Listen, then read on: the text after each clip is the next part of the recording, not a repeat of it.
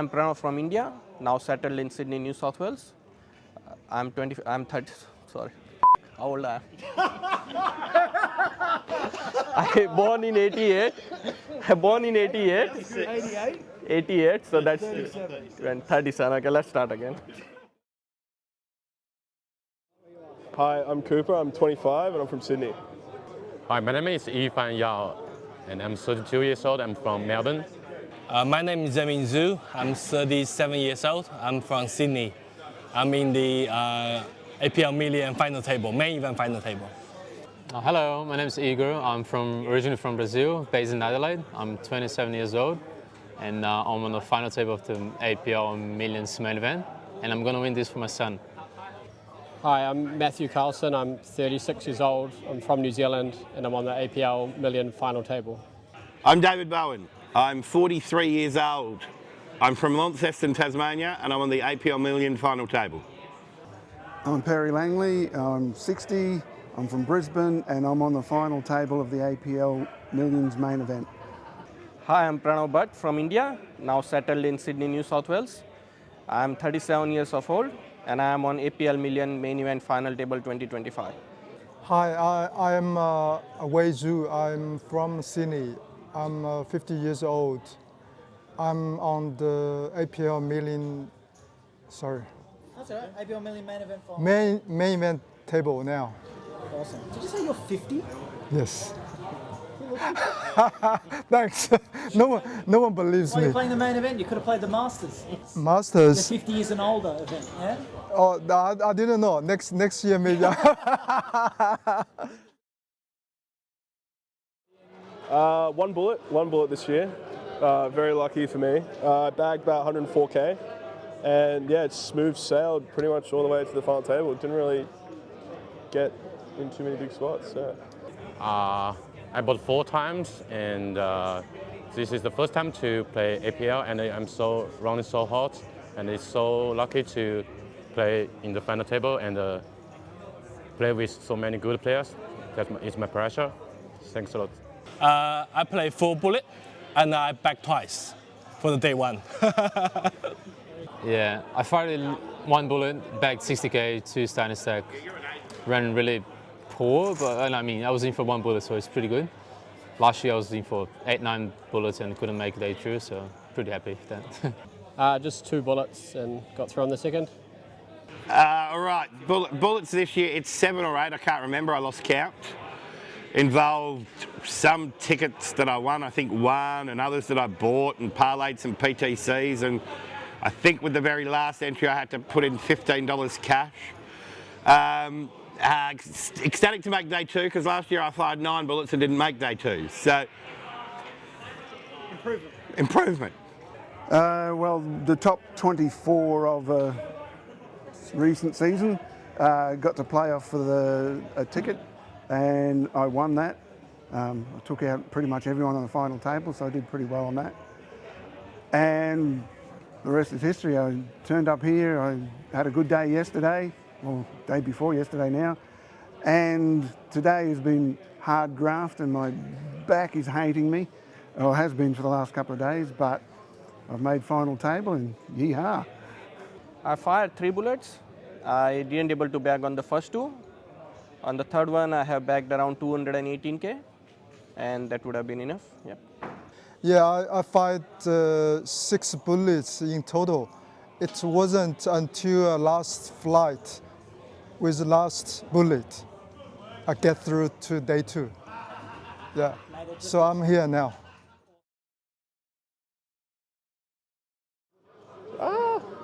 I'm not too sure. I mean, the table dynamics is going to change a bunch, so we'll just see as we go. See what happens as the final table goes ahead. Yeah. Actually, I'm a cash game player, and I just started to play tournaments since this year, and I think I make some mistakes. Bring the cash game strategy into the tournament, so I try to avoid that happen tomorrow. Wish I can get good achievements tomorrow. Just play my normal game, right? Just try to win some pot, chip up, that's all. I'm just flying normal and bin Kupi. Every time he raises, I'm just going to go all in. That's my strategy. Just going to play my normal game, maybe watch the stream back from today and see if I can pick up on anything. I've got 18 big blinds, so let's hope to cross the button gets drawn in seat 6 or 7 and we pick up a hand in the first orbit. Well, I'm really enjoying the decent length blinds. Your average, pub or club game is by necessity short blinds. Not enough time to really get into it. I'm enjoying that. It gives you a chance to sit back and assess, and yeah, that's probably the same strategy as I've been doing today, grafting my rather large butt off. Real quick one, what's the biggest amount of money you've ever won in one hit from the poker table? I won tickets to a tournament in Melbourne, which included accommodation, flights, and the entry, which was I think 1,000 plus about, I think it was about 2,500 or 3,000 cash. And then the second time, the very next season, I got second. I got another ticket to that tournament, and I think another $2,000 cash. So essentially, compared to that 1,000. oh, this is mind blowing. Yeah, this is unbelievable. You've locked up what's a minimum of at least $40,000 at the moment. What does Yeah. that mean to you? A lot, because I'm actually. I won't go into details, but I'm on sick leave without pay. I'm getting income support from insurance, but yeah, this is huge. This is huge, and if I got anywhere near the top, there comes retirement, I'd say. I have got 5 bigs left, and similarly, hopefully I get the button, or it's probably not big blind on me, and then I get an easy double up, and then probably get through the day, get a couple of pay jumps, and see how it goes. Because I have a short stack now, so I think I need get lucky tomorrow, double up first, then I figure out what strategy I should play.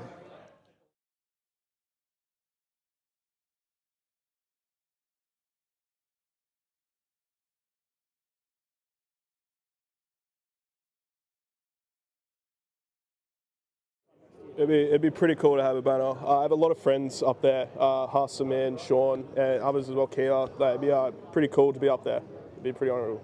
Yeah, it's my honor if I can, if my name is put on the wall. Yeah, sure, but I will try my best. But who knows that? It's gonna be a glory if I have my photo on the flags, right? Yeah, that'll be pretty nice, I guess. Yeah.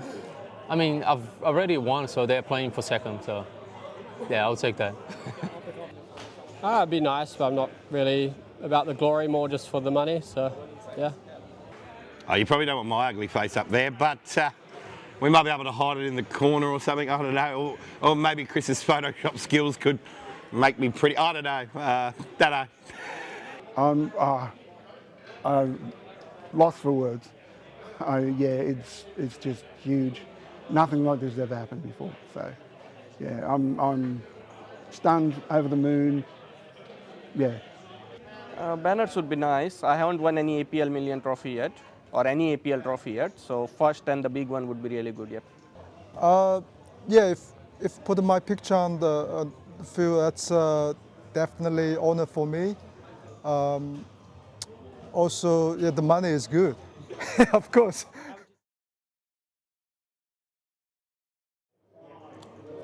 I have no idea what to say. Interesting thing. If you don't have one, that's okay. Nothing. I won my first champion in APL. I wish this time I can do it again. Not that I remember. Not really. Yeah. Yeah, it's been. I'm gonna leave. Yeah, absolutely. Yeah. I mean, I haven't been traveling much this year, looking after my son, so it's good to be back on the series, and yeah, hopefully I can still play more often. This is the second time playing here, but I've been playing professionally online for over 10 years now. Funny story. Yesterday now, because we've now gone past midnight, I've got a daughter that's got some severe disabilities. Not many people know this about me. And when I travel to play poker, she goes and stays with my mum. It was her birthday. She turned 20, well, now yesterday. Well, shout out to everyone who's been supporting me, like with the story and everything. I've been getting stopped by people going, yeah, how you going, how you going? And I had a rail, there's some blokes saying they've put a few dollars on me.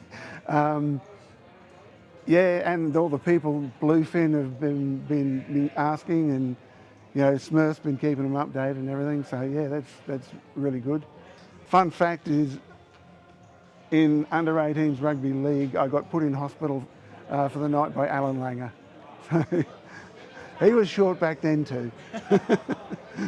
I've been here for 2 weeks, but I have checked out today morning, and I need to find an accommodation for tonight. So once this is finished, I'm gonna call someone and see if I can get a room for tonight and then be back tomorrow. During this tournament, my second last bullet, I played the last fly. So when I sit down on the table, I literally play the one hand and bust out. That was my second last bullet. Then I find the last bullet, then I get here. So I'm happy.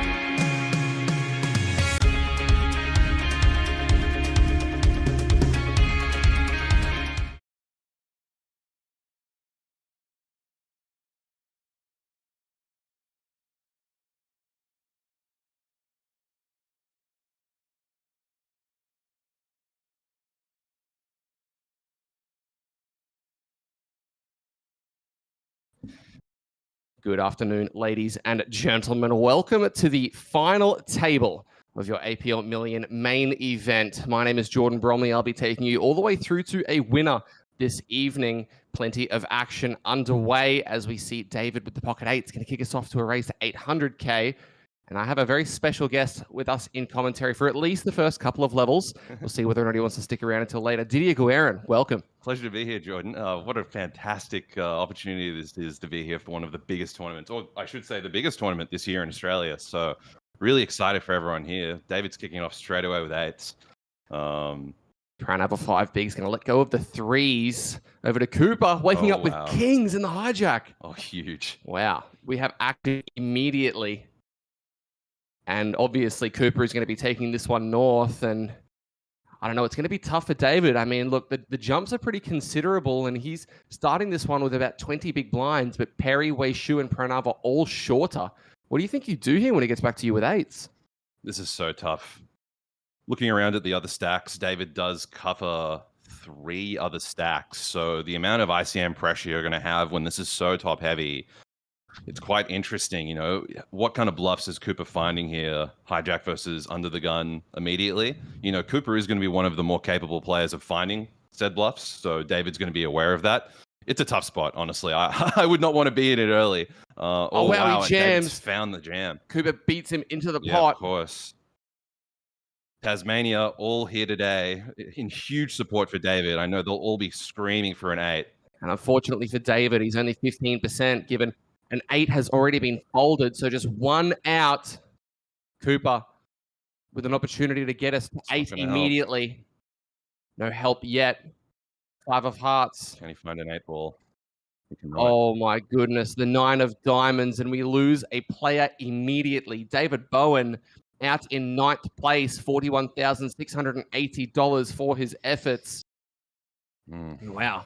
Very unfortunate. Fireworks already, huh? Yeah, first hand. I can't believe it. We could barely say hello before the chips were in. How about that? Hello. Yeah, hey, how you doing, man? Good to see you. So over the course of this final table, we'll definitely get the chance to chat about all things playing overseas, playing in Australia, a couple of the exciting kind of ventures you've had poker-wise, because you've been playing for quite a while. Definitely one of the mainstays in Australian poker these days.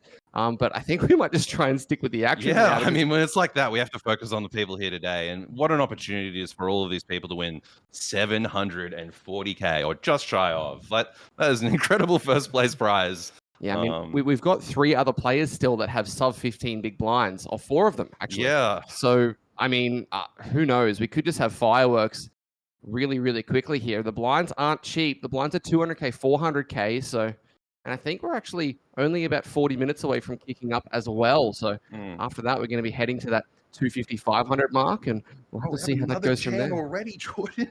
Oh my God. Pranav ripping it in. Ace queen suited. Very reasonable. Oh, Cooper wakes up with jacks. Oh my goodness. What is the start of this final table, Jordan? It's a ridiculous kickoff here as Cooper is flying. I'm not used to this much adrenaline early on, you know? Well, Usually we start the day slow. If Cooper stacks Pranav here, we will actually have a new chip leader 2 hands into the stream. Action folding around to Matthew Carlson, our current chip leader. Folding Queen 8, Perry. 8-3 suited, nice in blackjack, not so much in hold'em, as we're going to have an all-in call hand 2. Ace, Queen, and Jacks. A pure flip. Shout out CVJ. This is the fairest of fights. Let's see all 5. Much fairer than the last fight. Yeah. You sweat. Cries of hold from the background. Deuce, deuce, 3. 2 hearts. No help for the ace queen. 9 of diamonds. 6 outs on this river card. Not to be. Too few diamonds, too little, too late. Crowd going wild in the background as we are all of a sudden down to 7 GGs in the chat for Pranav Bat, 8th position. So everyone at this final table just made 60 grand in about, 3 minutes? Oh, yeah. I mean, crazy stuff. That is, that's some fast money. These guys have officially locked themselves up 6 figures instantly. Crazy. That's crazy. What a start. Absolutely crazy start to this one. Hope you guys are enjoying the start of this one. I mean, we've got 300 people tuned in on Facebook already. No doubt that number is going to balloon, as we get further through this one. If you guys are enjoying our final table coverage, make sure you like, make sure you subscribe on YouTube and follow on Twitch. I'm here with Didier Guerin. No stranger to spots like this. How do you actually approach this one as the short stack? If you're Perry or Wei Shu in this spot, obviously neck and neck with 13 bigs, the RCM factors are crazy. How do you approach this? It is always so interesting when so much of the money in this particular structure is all up top. There is a natural desire to say, well, I want to go for it, I want to win. But now we've sort of reached the stage where we've got 40K pay jumps. These people have made 60K in 3 minutes. So you can immediately, without knowing, too much about, the strategy of ICM, see the value in just laddering up as opposed to winning chips. And that's the essence of final tables. We've got Chris on YouTube saying a knockout tournament would be good for Cooper. Yeah, I mean, he's had that start, so Another person in the chat saying maybe queens next for Cooper. I mean, he's already had kings and jacks. He obviously Yeah, why not? You know, complete the set. A couple of people asking what the first hand was. We actually had 8s for David Bowen against the kings of Cooper Feltham. David unable to locate a 1-outer and was eliminated. We should give a shout out to David and Pranav because they did bust so quickly, but I'm sure this was a big day for them and all of their supporters. David is a huge part of APL Tasmania, as I understand. He runs APL Tasmania. I'm not certain. I know he's an integral part. So I know a lot of the Tassies tuning in today would have been screaming for an 8 there, and I'm sorry that he's gone so early. Pranav's just had a brilliant last couple of months of results. I've seen him at about 3 final tables. Yeah, he's been flying. One or two events, I think. Yeah. So, I believe he's won 1 or 2 events at this series alone. Oh, really? I think I saw him. He might have honestly won like 3 titles in the last 2 months. Probably. Yeah, something like that. So crazy to add to his list of achievements. I know his friends and family are probably tuning in today. So sorry to those 2 parties for going so quickly, but that is the essence of the way the stacks are set up today. And now it's going to be interesting. We were mentioning the short stacks before. We've got Jaming Zhu, better known as Raider, many of us on the tour. Okay. Perry and Wei, all very close, you know. So should be interesting. He got in the hijack, not getting involved with the King 8 suited. Oh, wow. How's that for timing? Kings for Matthew and Perry with Ace Queen offsuit. We could have another all-in confrontation straight away here. My goodness. Those of you who don't know about Perry, we mentioned him many times. He hasn't been on the stream too much, but found a very big pot early on day 2 or day 3 even against Romain Morvan, where they played a 5 million chip pot at the 30k blind level. Oh my goodness. Kings against aces. Oh, wow. He managed to satellite into this event with a $15 entry at his local game in the west side of Brisbane, and he's locked himself up 6 figures with an opportunity to potentially double here up to 26 bigs. Wow, he hasn't jammed. No, it looks like the 3-bet comes out. And can I just mention one comment that I just saw by Liam Murray? We really do need to pay respect to this jacket that Perry is wearing. This is sensational. It is one of the jackets of all time. It's brighter than my future. Back over to Matthew. Obviously, these kings. What are we going to see? I think a jam is the only way to go about this. Yeah, Yep, I think it should just play itself from here. And he does just pile in the biscuits. You know, Perry's put in half of his stack, so I mean, Ace Queen is well beyond what we would ever need to put it in here. You know, I think the question would be, if we have 2-3 off, do we put it in here almost with the amount of odds we're getting? I'm obviously exaggerating, but it's close to any 2 cards now when we've put in this many chips. I don't see any way you can not call off now. You know, you're going to be at least flipping so often when you're not behind. Do you think there's many scenarios where Matthew would zip this in with the ace-jack suited? Depends what he thinks about Perry. I haven't played with Perry whatsoever at this tournament. I was told by my friend Charlie Hawes that Matt is quite a well-respected reg in New Zealand. I'm not familiar with him myself, so I can't elaborate more than that. But yeah, Matthew from New Zealand. Yeah. I know his wife Ash and his 2 kids are tuning in from SOUTHPORT, I believe, over in NZ. Well, they're going to be happy to see this one. Kings against the Ace Queen. Matthew with a chance to take back the chip lead if he's able to find an elimination here of Perry Langley. This is a violent start. I mean, this is crazy. This isn't a bounty tournament, guys. Pedro wants blood, the dealer today. Yeah, let's see if he manages to locate an ace. No help yet. 10-3-3. It's going to be tricky. The 10 on the turn is no good. 1 of 3 outs.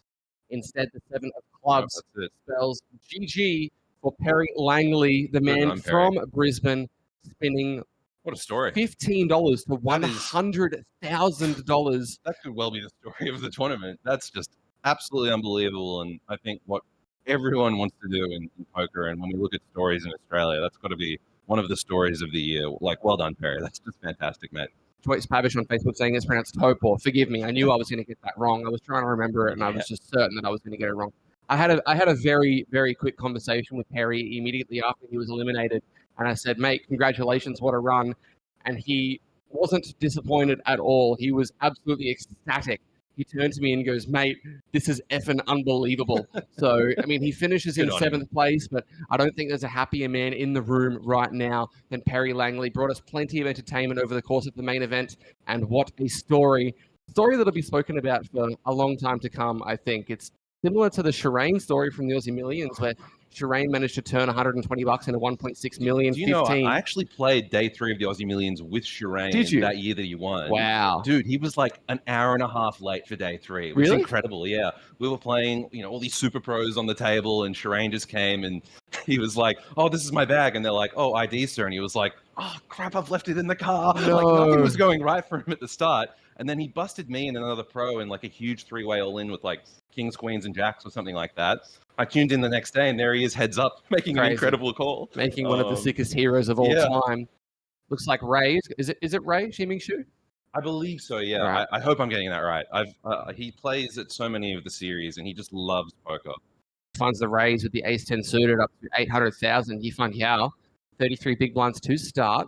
Both these guys haven't been involved just yet, and I think they are going to be getting involved here. James Jacobson's asking, are the winnings tax-free? Oh, absolutely, my friend. Welcome to poker in Australia. Yeah, it is beautiful in Australia. Cooper was just over in the USA and would not be getting the same treatment as an Australian over there. Pretty much all Aussies, you know, copping that 33% withholding over there. So beautiful to come back and not be taxed.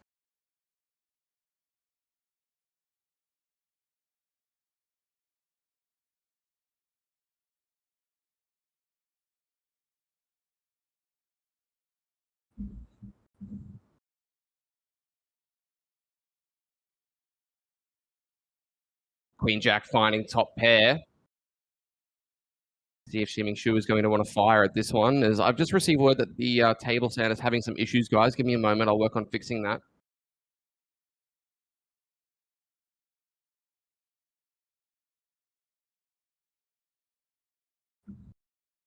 Okay, seeing a comment there from Dylan Garland telling us a little bit more about Matt. Long-time medium to high stakes 20 reg online. Wow, that's going to be vital experience on a day like today.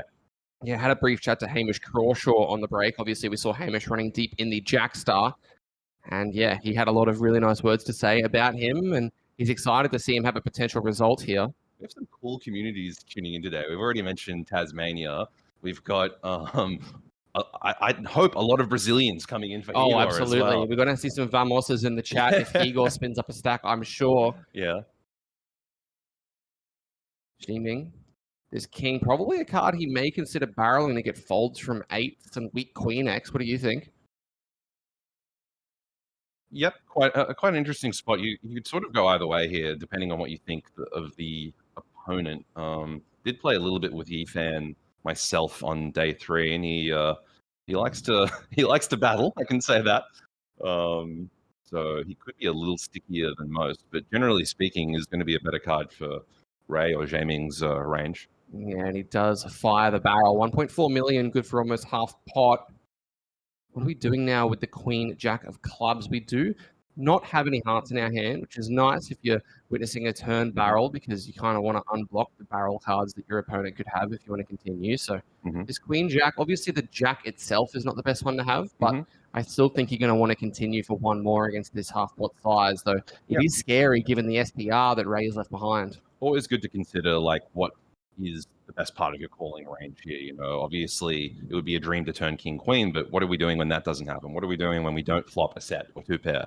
And I think a queen is going to be a little too good to give up right now. Of course, he is going to be looking at these stacks and just wondering how often he does have to call it off on the river, because we are looking at a very easy SPR for a jam. Yeah, 5.8 million. That is what we are going to see. 3.3 is behind the 9 of spades. Jack 10 does get there. So now we should be seeing what the most interesting part of this is, can he call off the river with the queen?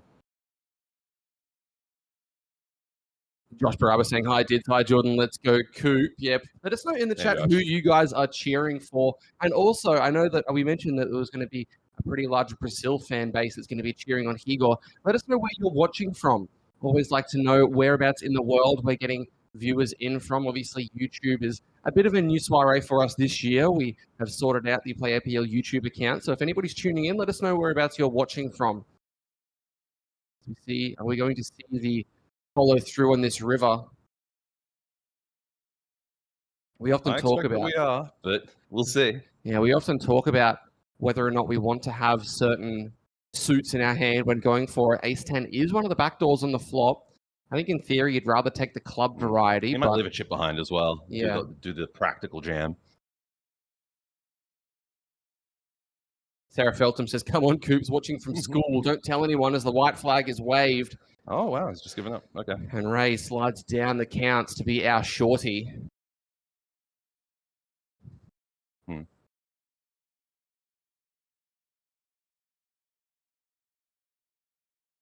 Significant interaction between those two stacks.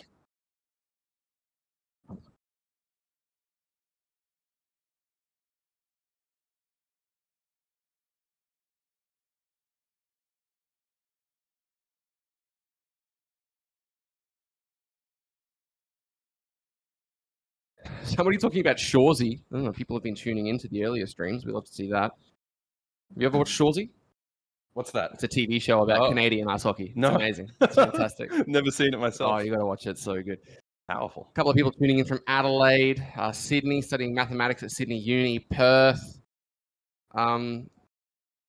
Joyce tuning in from somewhere in New Zealand that I think if I tried to pronounce, I would offend an entire nation of people. So I'm just going to let that one go through to the keeper, but thank you for watching. That's awesome to see Cooper's mum rooting for him. Yeah. Matthew, King 10 suited and Wei Shu. I think we're going to see a request of the triangle here, I would expect. Ace Queen for 11 feels like about as clean a jam as there is.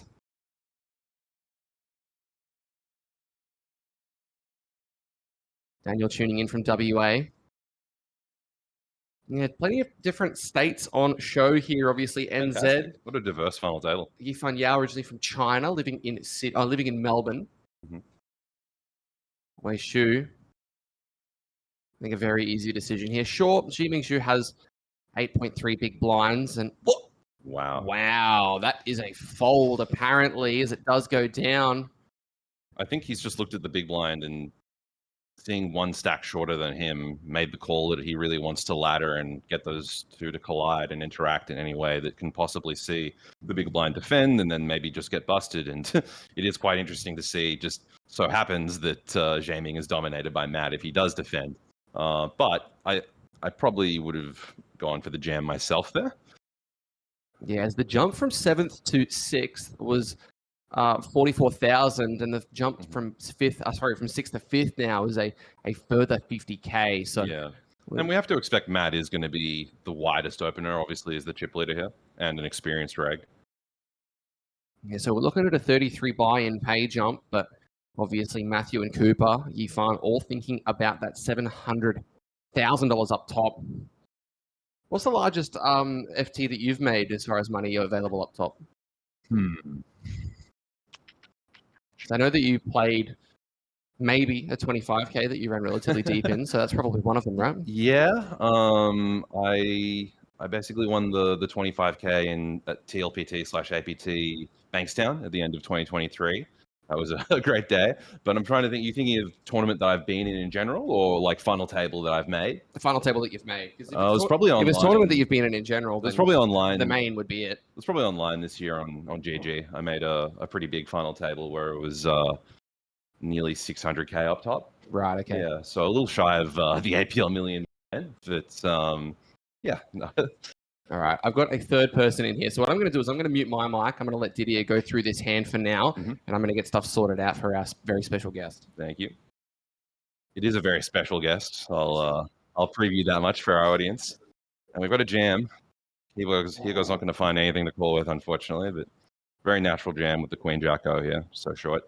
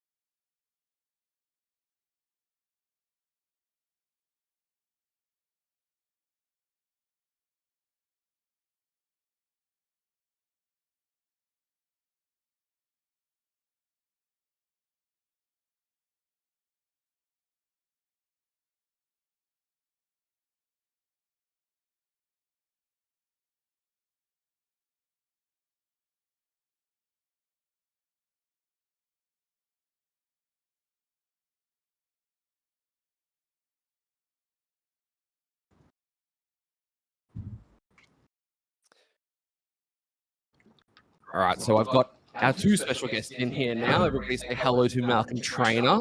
Fresh off moving into your new house and now chatting about this FT. You've missed some carnage, I must say. Yeah, hi everyone. I thought I was like 20 minutes late, but now there's only 6 people left. What has happened? Good morning, sunshine. I thought I was going to come back to 9, maybe 8 left, but goodness gracious me. And it looks like, yeah, it looks like more violence will continue.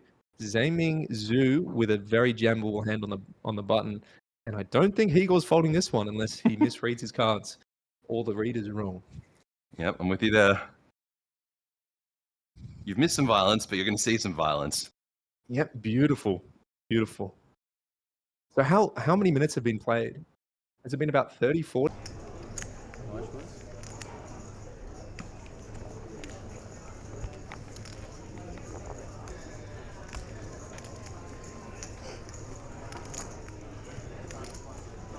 $3,325,000. 3.325. Sit 4 raises. 6 folds. Alright, holding in the 4. Ming's King Tenor against Hegor's Pocket Queen. Ming is at risk. Good luck, guys. Flop is 4-5-5. 2 of hearts, which gives Ming a flush draw. River, Ace of clubs. We lose Ming in 6th place.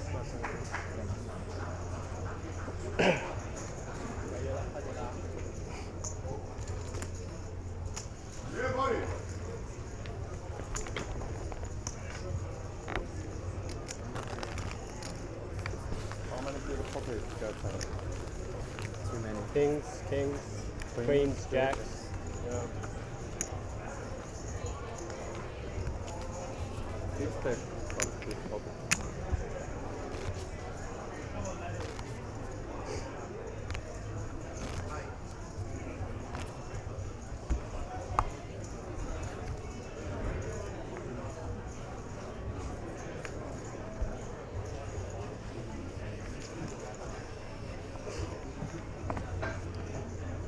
One folds.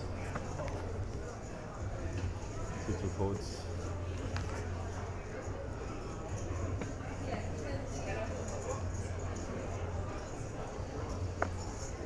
Sit 4 folds, 9 of spades exposed.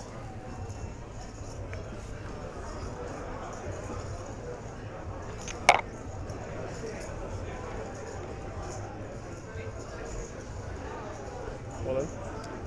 Sit 6 is all in. See, one is I don't need to see any cards.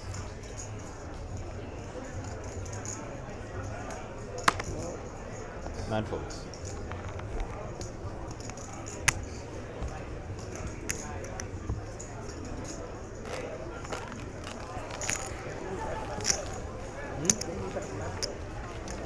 This one. I have to look.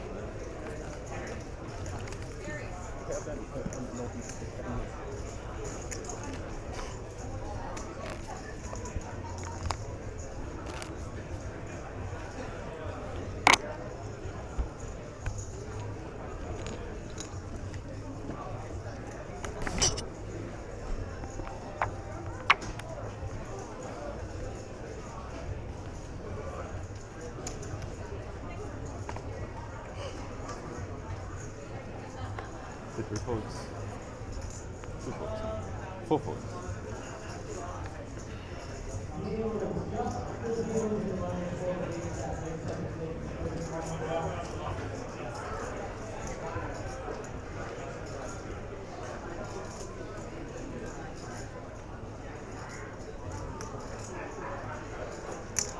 Six raises, 800.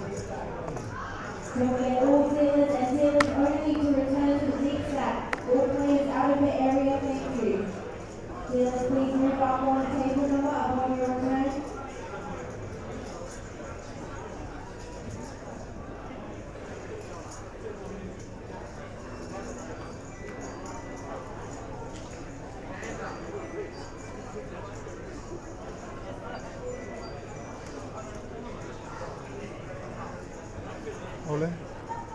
Sit 9 is all in.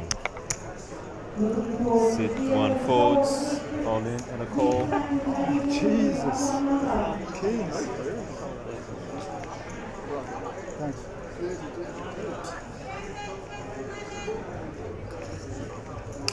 Did I wait for a moment?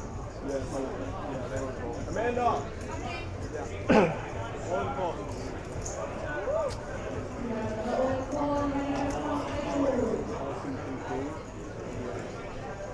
Five seconds.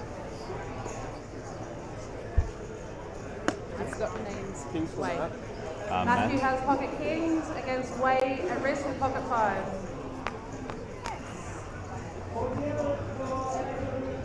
Board, Jack 5, Jack 4, 6. Turn 9 of spades. River 8 of hearts. We lose Good luck, Wade. guys. 5th position.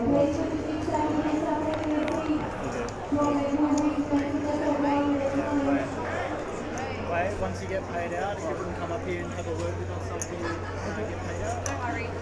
Well done. Yeah, here, I did it! Yes!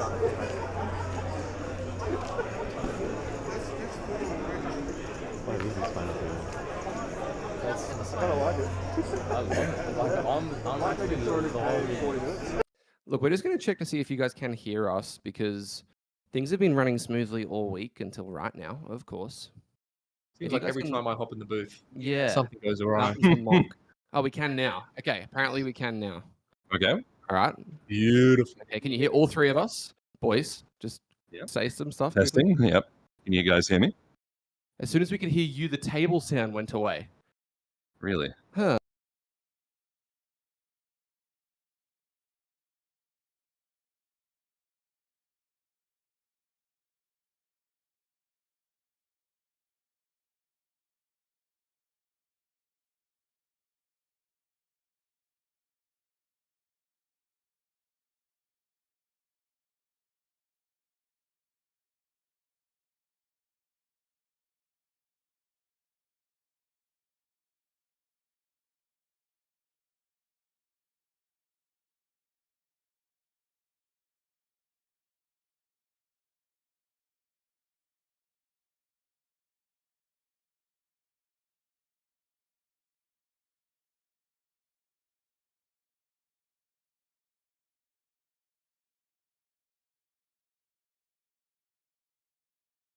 I'm not sure if we were muted during that phase where we were talking about the ICM and the pay jumps and whatnot. So much of this is just up top, you know, with first place being 20x ninth. It's a really interesting dynamic. The pay jumps from third to second to first get insane, and obviously first is exponentially the biggest. Yeah. So it'll be interesting to see if these players value ICM or if they want to just try and play for that big ass first place. Yeah, like in particular, I think we should be looking at Cooper and Higor and sort of asking those questions. That's probably the two more interesting strategical spots to be sitting in and asking ourselves what we'd be doing, you know?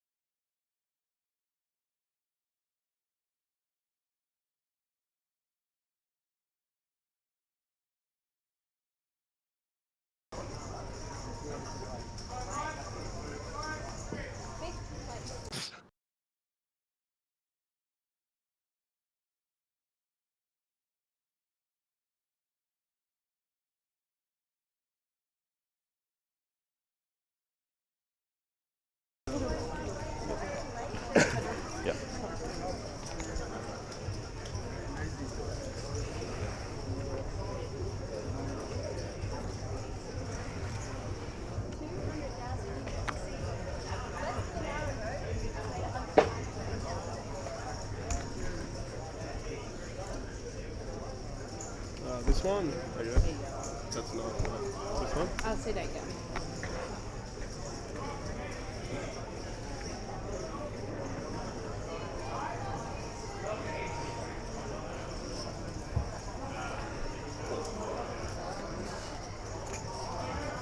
Thanks, Joe.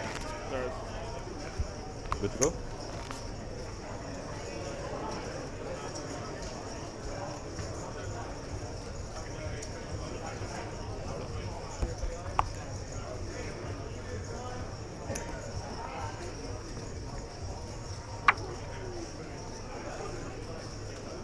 $400.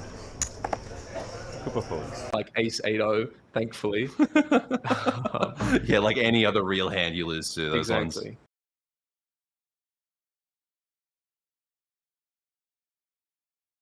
That's right. Do the oldest trick in the book to turn off and on again. If that works.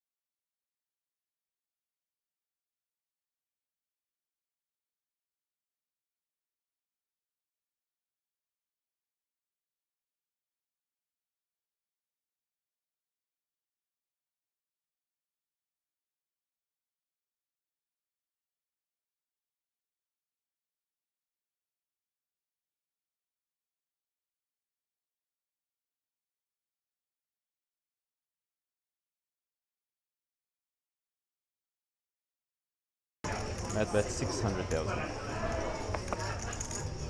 Igor calls. Show cards, please.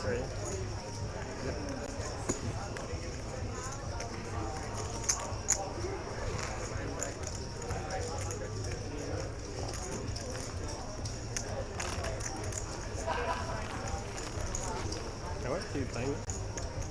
There you 27.5. Like 27.5. Absolutely. Brings him much closer back to Yi Fan again.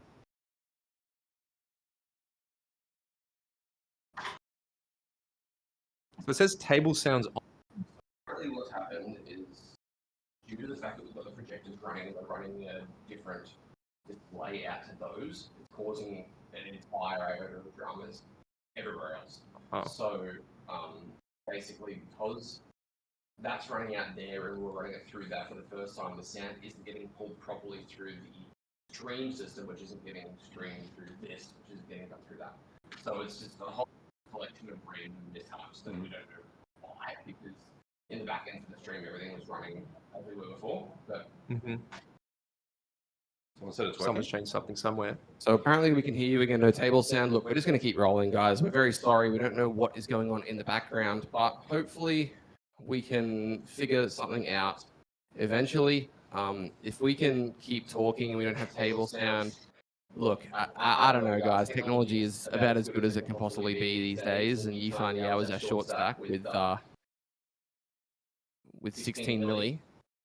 Comments, no table sound. Look, we're just going to have to be really good at talking about poker, which you guys seem to be. We try our best. I mean, you guys have played a fair bit with each other. We've obviously had you guys at the table with Igor, Cooper, Matthew, and Yifan. Did you have an opportunity to play with any of them on the main event day 2 or day 3? Yeah, I think I've played with all of them, actually. Maybe not Matt. I finished 33rd. I was busted by Yifan, actually, I should say. And obviously spent a lot of time with people like Cooper traveling around, to all of the major stops. We talk a lot, has to do with Malcolm. And I played with Cooper on day 3 as well, briefly. Igor, I've played with in many tournaments. Played with him briefly. I played with him for a few hours on day 2, actually. So day 2 with Igor and day 3 with Cooper and Yifan. Yeah, and I've played a little bit with everyone except for Yifan. I don't think I've ever played with him. I haven't played too much against Igor. Just that hand I was talking about, I'm not sure if it was muted or not. And Matthew a little bit online, and then Cooper quite a lot. Cooper, well, definitely a lot. So I have a good idea about how he plays, but not quite so much the other two. We do know Igor is Brazilian, so he does have that dog in him. Yeah, we saw the Queen High Claw by Igor. Yeah, he does have that dog in him.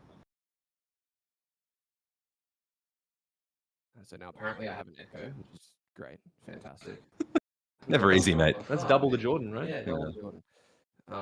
Apparently, if I'm echoing, apparently Malcolm's mic's good, Didier's mic's good. Okay. I'm just coming through about 1,200 times, so I don't know. We'll see what happens, guys. Sorry if we're a little unsure what has or hasn't been transmitted to you guys. We'll try and maybe repeat ourselves a little bit, but do our best. Igor's definitely got a raisable hand here versus Yifan's limp. Oh, he does check it back. Interesting. Maybe he thinks Yifan isn't limping enough junk. Or maybe he just decides that 10-5 off isn't the hand he'd like to use here.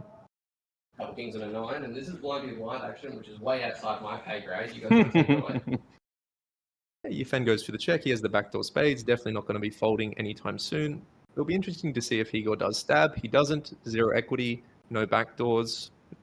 Well, there's always the pair backdoor. There is the the slightly pair more backdoor. disguised backdoor. Exactly. Great card for Igor. I think it's going to go check bet call. I don't think Yifan likes to give up these spots too lightly from what I have played with him. I think he's going to think ace high's good here, a little bit at least. There are a lot of draws on the board, a ton of draws. Maybe he thinks about some potential spice on a spade run out on some rivers. Yeah, absolutely. If the river's like a 4 of spades or something, he might go for a check raise. Whoa, he goes 1.2 milli. He does size to pot. Wow. Because there are so many draws. This card's going to be really good for Igor's checking back range. Generally, when you check back, it's going to be a lot of middling stuff. So Yifan might be able to find a fold here, but definitely can't blame him if he does call.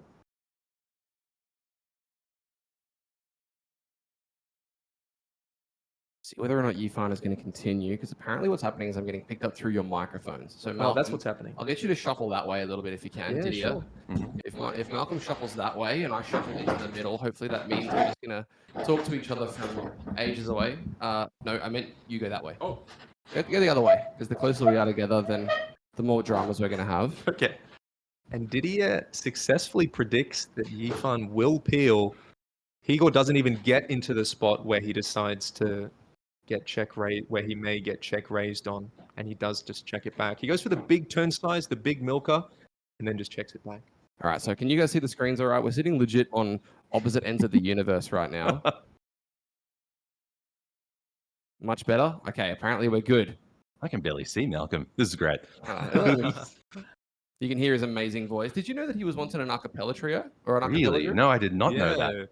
The Macquarie University a cappella squad. I was only in for about a month. I never went to any performances. I was at university for about a month total. So of that month, I spent my favorite time in the a cappella group.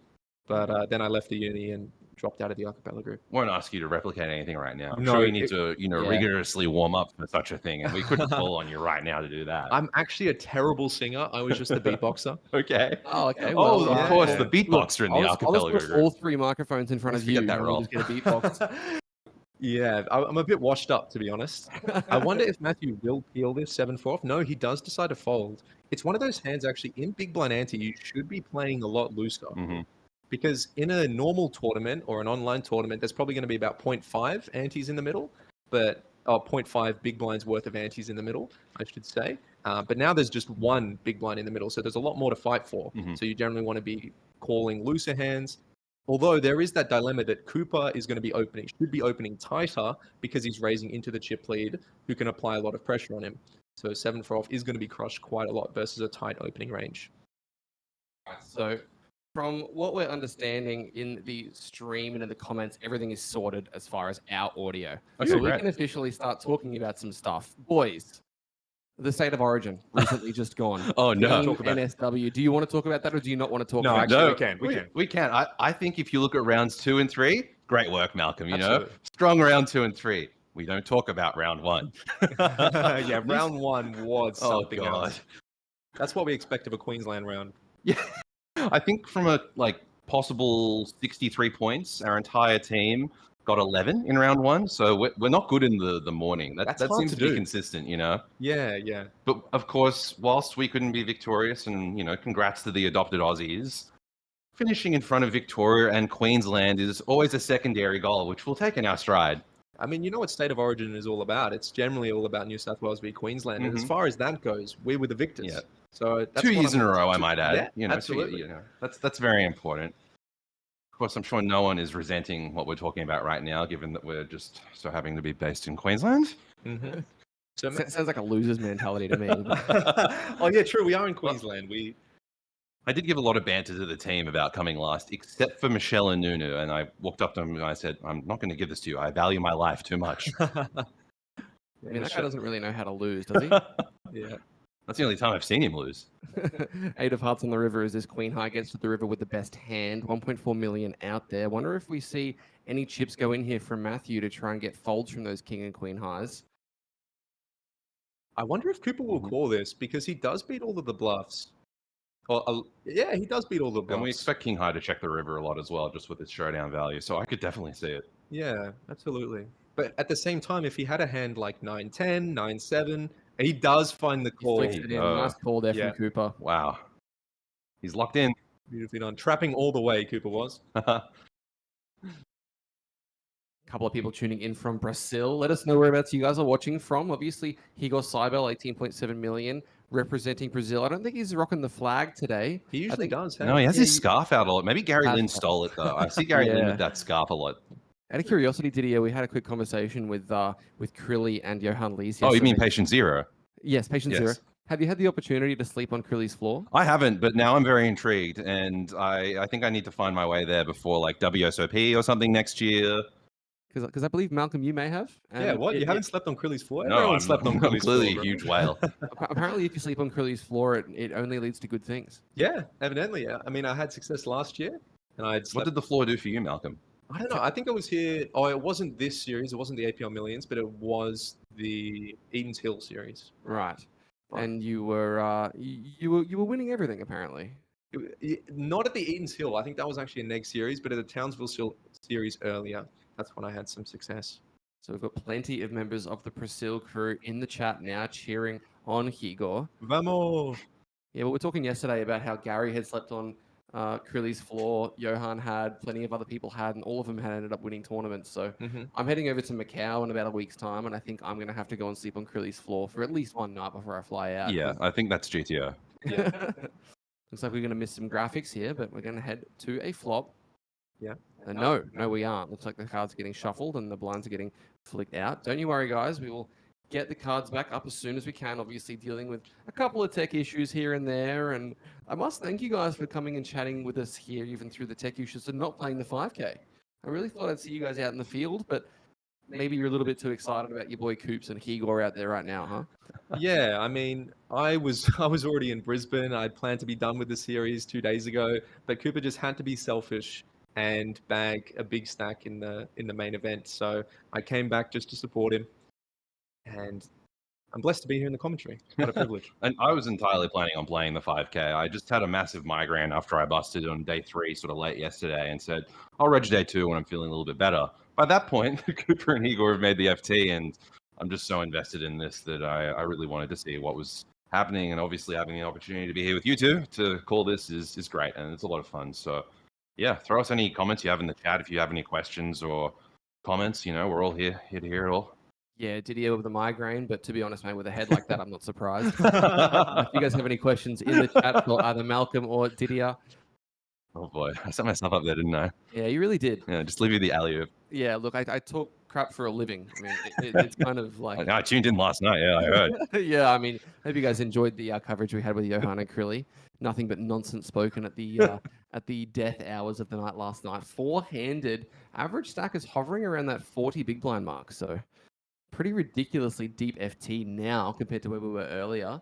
How do you reckon Matthew's going to adjust here as the chip leader? Because obviously he wants to be able to put as much pressure as he can on these other guys. The pay jumps are ridiculous. 250K is the payout now, but then there's an 80K jump to third. So what do you reckon the strategy is going to be for Matt here? Well, the strategy should be to basically be putting the pressure on Cooper more than anyone, I would say, at the table, because Cooper has a significant gap between him and the next stack in Higor, and it sort of goes down the line like that. You know, Cooper could find some spots to put pressure on Higor, but essentially Yifan should be the most free at the moment, and it's quite interesting, despite being the short stack, that you can actually sort of start putting a lot of pressure on the other stacks as well, because everyone's sort of just hoping to continue to ladder up. Yeah, absolutely. Just echoing that, he should be very loose opening Matthew. But at the same time, if he's too loose opening, Yifan doesn't actually have too much ICM pressure on himself. So if the chip leader opens too wide, Yifan can start punishing that very wide as well. So there's a lot of cool dynamics that we see on final tables that we don't see in cash game or in middle stages of tournaments. Question from John Park, which is probably something that you guys have a bit of experience with, which is, would these guys have 100% of themselves, or do you think they've sold pieces or swapped some action? And I think, given the excitement of you guys in the room, I think we know what the answer to that is. Well, I think most pros in a field like this would see how much money is up top and be putting out swaps throughout the field. I think at the 1500 buy-in, a lot of pros would probably start with the majority of their action at the very least. Can't speak for all of them, obviously, or know all of their situations, but I would say that is probably generally what's happening with this sort of buy-in. I think as you go up in stakes, you know, we have the 5K running today, you'll probably find people having smaller pieces of themselves in that as opposed to the main event. Yeah, 100%. I think that most people would prefer swaps in a field like this as opposed to selling action, but there'll always be people who do decide to sell action. So I'd say they have about 70% of themselves or more. Yeah, Donda West asking, Happy Whale got action? I think he's the happiest whale right now, given Cooper's spin up. Buddy in the YouTube chat is saying, Cooper, this is no time for caution, as I think it actually might be a little bit of a time for caution. I mean, he's got the best seat in the house with direct position on the chip leader, but anything can happen. I think Higor is not really stoked with his seat, obviously on the direct right of the two guys that cover him, but we'll see how that eventuates. We've got another Cooper cheering on Coop, Cooper G03 in the Twitch chat. If you guys have any questions for myself, for Didier, or for Malcolm, one bracelet between the three of us. So plenty of stuff to learn from two of the three people in the booth. And if you have any questions, send them through. I did lose heads up for a bracelet once. So that's painful, Jordan. You wouldn't. Actually? Yeah, I did. When was that? I was in 2014, I think, in the 1100. It was the WSOP APAC. I got to put a little star on that. Malcolm was 6 when that was when you were a hatchling. Yeah. Robbie's asking who's in the commentary because of the mic issues we couldn't hear. So I'm joined by Didier Guerra and Malcolm Trainer. You guys know your Hender mobs off the top of your head, so I can let them know about roughly how much you're earning. I think you got one about 1.3 or 1.4, I think. 1.4 million US, and Malcolm, obviously, you won $1 million US in one tournament. So yeah, that skews it a little bit. That helps. But yeah, I know mine pretty much to a T because it's so close to 2 milli, but it's not quite. It's like 1.99 or so. Okay. Well, there you go. Between the three of us, we've got around 3.3 million in earnings. Yep, there we go. As we see the King 9 Deuce board, you farm with top pair. Cooper, 10-5 of clubs. Do we ever see this as a hand that he continues with by way of either call or perhaps one of the more aggressive lines? Yeah, he's unlikely to call. If he continues his hand, it should be a raise or a fold. And I expect, okay, he does decide to fold. And for how wide, like we can see the Yifang's going King 6-0 in the cutoff, which is extremely wide. If he's opening King 6-0, he's probably opening, Queen 6 suited, Ace 5-0. So there would have been a lot of hands that Cooper could have targeted. Fortunately for him, he doesn't try and make a move this hand because King 6 was not going anywhere, I'm sure. Smelt it out. Yeah. It is interesting that we see that from Yifan because as we just sort of discussed, like the short stack has an opportunity here to actually put some pressure on. And I don't think this is the first time we've seen these loose opens, regardless of that sort of configuration. We saw Yifan opening the Queen 7-0 on the button last night, from what I saw from the commentary. So I think he's actually kind of primed for the position that he's in. I think he's going to get spicy. Question asking from Donda, who is the most experienced out of the final four? And I think we're probably going to have to say it would be Cooper, but I don't know enough about Matthew to know how he's been in spots like this. Yeah, I don't know too much of Matthew's background, but from his age and his online scores have actually been quite numerous, and he's got a very nice online resume, you could say. I think he's got like over a mil. I'm sure he's got over a mil. I just don't exactly know how much. So I would assume it's between Matthew and Cooper. Higor, though, does have that dog in him, and he is very tough to play against. So in terms of experience, probably Matthew and Cooper. I don't know how long Higor's been playing poker, but in the short time that I've seen him play poker, he plays very, very well. Mm-hmm. On the topic of having that dog in him, Cooper finds the King 8 suited 3-bet from the small blind. Yep, I like it. And this is the pressure that we spoke about. I mean, Higor opening a hand as good as Queen Jack suited, Yifan having to let go of the Ace 10 from the big. And do you think we see it continue from Higor with this very pretty Queen Jack of spades? Yeah, you don't open Queen Jack suited to fold it too often, especially at this stage when there isn't that much ICM pressure and the pay jumps are so big. And it's really top heavy as well. So Higor does have that dog, as we've discussed earlier, so he might even jam this. Mm-hmm. This is definitely a jammable hand. What are we going to see from Viva Brazil here? Higor putting in 1 million already. Looking very, very stoic, not giving anything away, but I'm sure the cogs are turning. Do we think we see the triangle thrown his direction? No, just a call. Let's take it post. 7.4 million out there. More than what many of the guys started this FT with. Obviously, we're four-handed now. Let's see what the flop brings. Queen high. No diamonds for Cooper. So Cooper, the King 8 of diamonds in no man's land. But I'm sure he's not going to be slowing down on a board like this. He might actually. Yeah. Okay. When we have such little to do with the board, and it actually kind of hits a lot of the peel candidates that Higor is going to have. There's quite a lot of Queen X in there. And when it's not, it looks like there's going to be a lot of backdoor equity or sort of, sort of your Jack 10s, Queens Jack. Ace Queen's probably even going to peel in some instances here against Cooper. Yeah. I think the presence of just sort of knowing you can peel this in position is going to encourage Higor to do a little bit more of that when he still is ahead of Yifan stack-wise. But as Malcolm said, I wouldn't have minded a rip pre either. Looks like Cooper decides to kick this off with a continuation bet, 2.5 million, so roughly 1/3. I think Higor has a very easy call IP here. Absolutely. Yeah. Well, we got one wrong, Malcolm. Yeah. We're outplayed by Jordan. Good work, guys. I mean, yeah, generally the Queen high boards are going to be very good for the in-position player. So Coops can't bet range, although he might think Higor's overfolding, or he might think he has range advantage. So he definitely has the nut advantage. And I will say that whoever wins this pot at this point will comfortably be in second in chips at this stage. Cooper's going to need a lot of help to find that second in chips.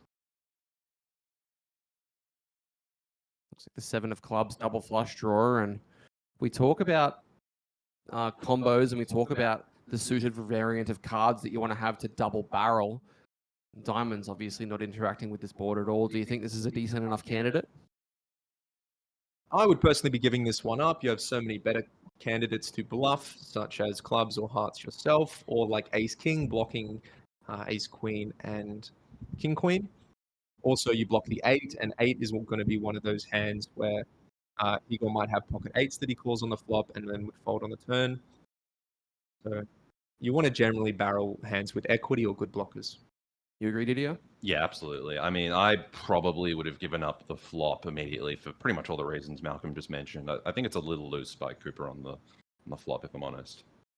Buddy's saying the audio is fine. We just need someone to riffle chips for some ambience. We don't actually have any chips in here. I might be able to ask for some on the break, but for right now, this is what we're dealing with as Cooper does check it over. Higor, do you think we see him just check this one back and try and induce some river bluffs, or is he going to try and take the lead here himself? Yeah, I think in other contexts you'd find a bet, but I think Higor is going to be very happy to just try and get to showdown in so many instances now when he's not really making a lot of money by like getting the extra value bet in right now. He's making a lot of money just winning this on the river right now because it's such a big pot relative to basically the interaction between him and Yifan stacks. The 10 of clubs completing the river, and boys, Cooper arrives to the river with king high. He blocks a couple of hands that river some straight. Obviously, the 10 of clubs completing that backdoor flush draw. Do we think Cooper is going to want to turn this hand into a pretty sizable bluff on the end, given that he's going to have better hands that he's probably going to want to show down, right? Yeah, it's a very spicy candidate. So he's probably towards the bottom of his range. He doesn't block any. Okay, he does just decide to check. Igor does check it back, and Cooper will show down. Yeah, probably would have played the river the same way as Cooper. I'd rather have, like a nice club in my hand. Cooper sliding down to third on the counts. He got up to 26.4 million. He's going to be very happy with that outcome, especially given he's got the chip leader on his direct left. Any opportunity for him to pick up chips, given the kind of annoying dynamic he's found himself in, is no doubt going to be a good outcome. So let's see how it carries on from here. Blinds at 250, 500. Yeah, beautiful. Well played from Igor. He got the maximum he could that hand as well. Just flatting pre as well. Cooper made it a small sizing, so there's less incentive to jam too. All right, guys, if you guys have any questions for any of us in the booth, I'm joined by Malcolm Trainer and Didier Guerin. What are your plans for the future, guys? Obviously, in the next few months, some pretty big tournaments happening all over Australia and potentially overseas. Any of you guys have any sights on potentially heading over to Triton, maybe? Oh, not Triton. I was going to say WPT Australia is the next one on my agenda. That's going to be a really big series. I was looking at the buy-ins and stuff. There's like 2K side events, a 5.5K main, 10, 20K. Like that could get expensive quickly. Is that the Sydney one? Yeah. Beautiful. Yeah. That's the next plan for me as well. I was planning to play Triton 1. That one looked so good because of the low buy-ins as well. But where is that? It's in Jeju. Oh, so, okay. The nut location as well, from what I've heard. The Asian circuit is the best for Triton. So have the opportunity to commentate for some series in Jeju, not Triton, obviously, maybe one day, but everything I've heard about the location, apparently it's just an amazing place to go and play poker. Yeah. So that's definitely on the bucket list for me. It won't be this time because, as we've spoken about earlier, I just moved into my new place and I've just traveled a whole bunch and played poker. All right, there we go. My mic should be better now. Yeah. There's no tax there either for Australians, I take it. Yeah, no tax. So that's a really big turnoff for me going to play in the US is the tax. So I won't be going back until I get some sort of residency elsewhere sorted. So Captain John OCE says, can you tell Malcolm he's a noob? Oh, I know Captain John. Yeah, that's a friend of mine. All right, let's using see. the old RuneScape terminology. Good to see. We can see that he got tanked a while. He's definitely got a... Wow. He's likely not to lose a big pot this one here, though, with the 5-3. Good hand to check back. But Yifan does make a set, so this could get very exciting for him. And Igor's a sticky guy. I don't think if he c-bets, he's not going to fold to a raise, I believe. Do you think him being sticky is just part and parcel with him being Brazilian? They definitely go hand in hand a little bit, because if you're so aggressive and not sticky, then you can just get run over. So if you are an aggressive player, you have to be sticky. There we go. He does go for the check back because you'd hate to be check raised here. And yeah, Igor's got one of those hands where you want to keep the pot as small as possible. To the turn we go, the King of Diamonds. Actually a decent card for Igor to potentially locate the best hand by river as Yifan sets the trap once tricky more. Again. This is interesting, even in light of what you just said, Malcolm. I think he would be at least thinking about this turn. But yeah, good to see him just keep wanting to get to throw down. It's great. He's playing very well. Yeah. Obviously, Yifan was trying to set the trap pre, hoping to see that little squeeze from the Brazilian. And he thought about it. Yeah, he did think about it. So he nearly got his wish and he would have ripped in those deuces in his eye. But probably a little bit sad to not see any money in the pot by now. I think the key for this hand and why Igor's played it so well is king high boards are generally c-bet by the small blind. So if it goes limp, if he's bluffing, he's generally going to target the king high boards. Full pot on the river and a snap off from the pair of threes. And I think Igor's going to be pretty happy to see that he's only losing 1.5 million in this pot against a full house. He should be. Absolutely. Yeah, a lot of players would have lost a lot more chips in that hand. So very well done yet again. Getting a look at the pre-flop raise stats. Matthew being the most active pre, Igor sitting in second. Usually the way we see things go when the chip leader has position on the second chip leader is a lot of aggression from that man. But Igor's been fighting back. I mean, still able to VPIP a fair bit. Stonecross is asking, how's it looking for the 5K shot clock after this wraps up? Well, I mean, I will say that we didn't expect to be four-handed in this thing so soon. So maybe we would get the 5K shot clock. Registration for that one only locked out around half an hour ago. So dependent on how many entries there are and kind of what it's looking like for that field, maybe there's a chance that we bring the 5K over if this wraps up in the next kind of 4 hours or so. But obviously not going to say yes until I get the confirmation from the higher-ups. That's a little bit outside my pay grade. Cooper opening Jack 10 offsuit from essentially gun, which is which is cut off, given the four-handed formation. How do the ranges adjust as you get shorter-handed, guys? Obviously, you're going to be playing 9-handed ranges, but are the cutoff ranges still cutoff ranges when you're four-handed, or do we adjust things ever so slightly? I mean, it's a bit outside my realm of knowledge. I'm a cash game guy that always plays 6-max, so... Basically still the same, basically still cutoff ranges, correct.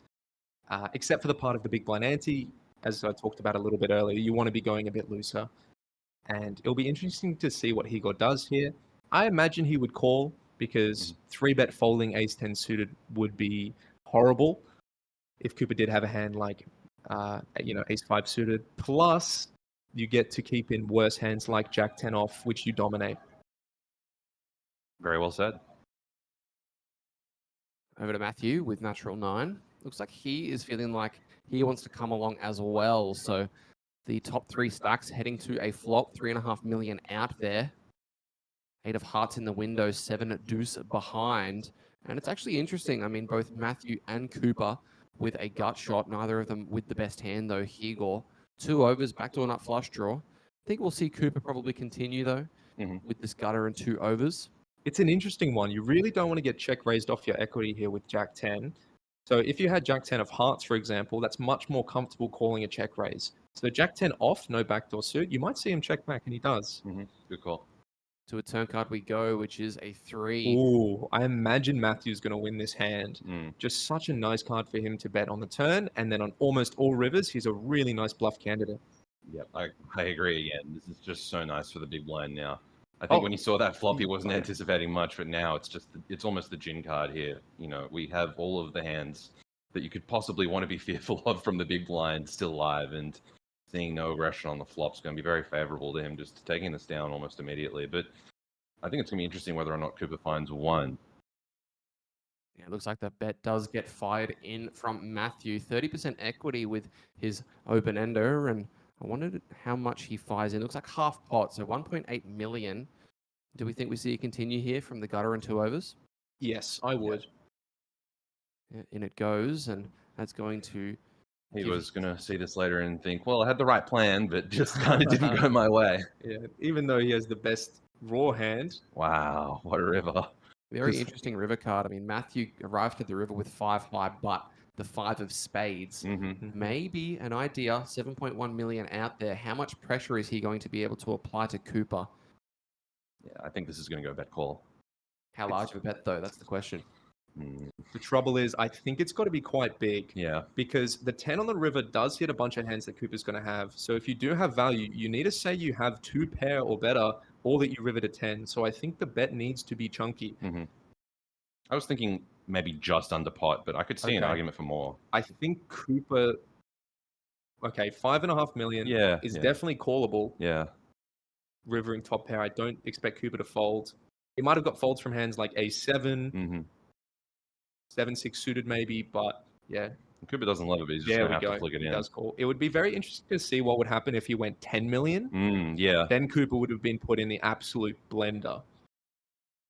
Played, Cooper does flick in the call, gets rewarded, and we have a change in the New leaderboard. chip leader. Massive. Things are very close between these top 3 guys. I mean, 1 pot and the positions can flip just like that. 31 million, good for about 62 big blinds. So these guys, we're going to have a battle ahead of us. I mean, I'm kind of excited to see how much these chips fly around between the likes of Higor, Matthew, and Cooper, because, I mean, we see ball pots like that. Things are going to go back and forth very quickly. Now, how have you guys enjoyed the series overall? Did you rocked up relatively late in the series? I wasn't sure you were coming at all. I got very sick in Vegas twice. I got influenza and then I got acute bronchitis. So I was on my last legs and I really just needed a bit of a break and felt quite burnt out. So didn't want to miss the millions by any chance. But yeah, I just came in for the last day of the main event and played Flight 9, I think it was. And somehow got blessed enough to just cash off the one bullet and made day 3. Acute bronchitis. I mean, it could have been worse. It could have been an unattractive bronchitis. Malcolm, what about your series? Yeah, no, I've had a bad series, but as far as how the APL Million's been going in terms of how it's run, etc., I really love it as a series. So it's something that I'll definitely play every year. I think it's probably my favorite series to play in Australia, just because it attracts all of the pub players, and Brisbane Gold Coast is a nice place to be in general. So. Eric Mifsud, sorry, I almost got your name wrong there. When's the next APL tournament being held and where? I believe we've got one coming up in October at Kedron Wavell in Brisbane. Now that you're a Brisbane resident, you reckon you're going to be firing that one, or does that clash with your Sydney plans? Yeah, I'm not sure where that is. It depends on the time. If it's a Brisbane series, most likely I'm playing. However, if it clashes with Sydney, which is late September, early October, I will not be going. I think it actually is from the series itself runs from the 30th of September to the 7th of October. Yeah, okay, we'll be missing this one. Okay. But if there's like an Eden, I don't know if Eden's Hill is APL, but no, I don't believe so. So yeah, Josh James saying, yep, Brisbane, October. Here you're going to raise the 10s from the cutoff. Matthew on the button with Queen Jack offsuit. Think we see a 3-bet, boys? I mean, we saw a couple of pretty spicy 3-bets with Queen Jack O yesterday with about 16 players left.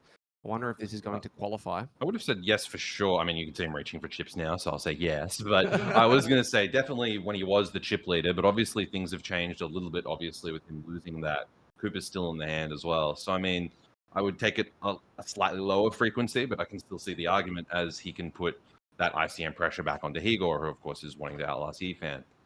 And how are you feeling as Yifan? I mean, you must feel like a little bit of a spectator at this point, not really having any opportunity to do anything, right? Just about being patient and trying to secure any ladder you can.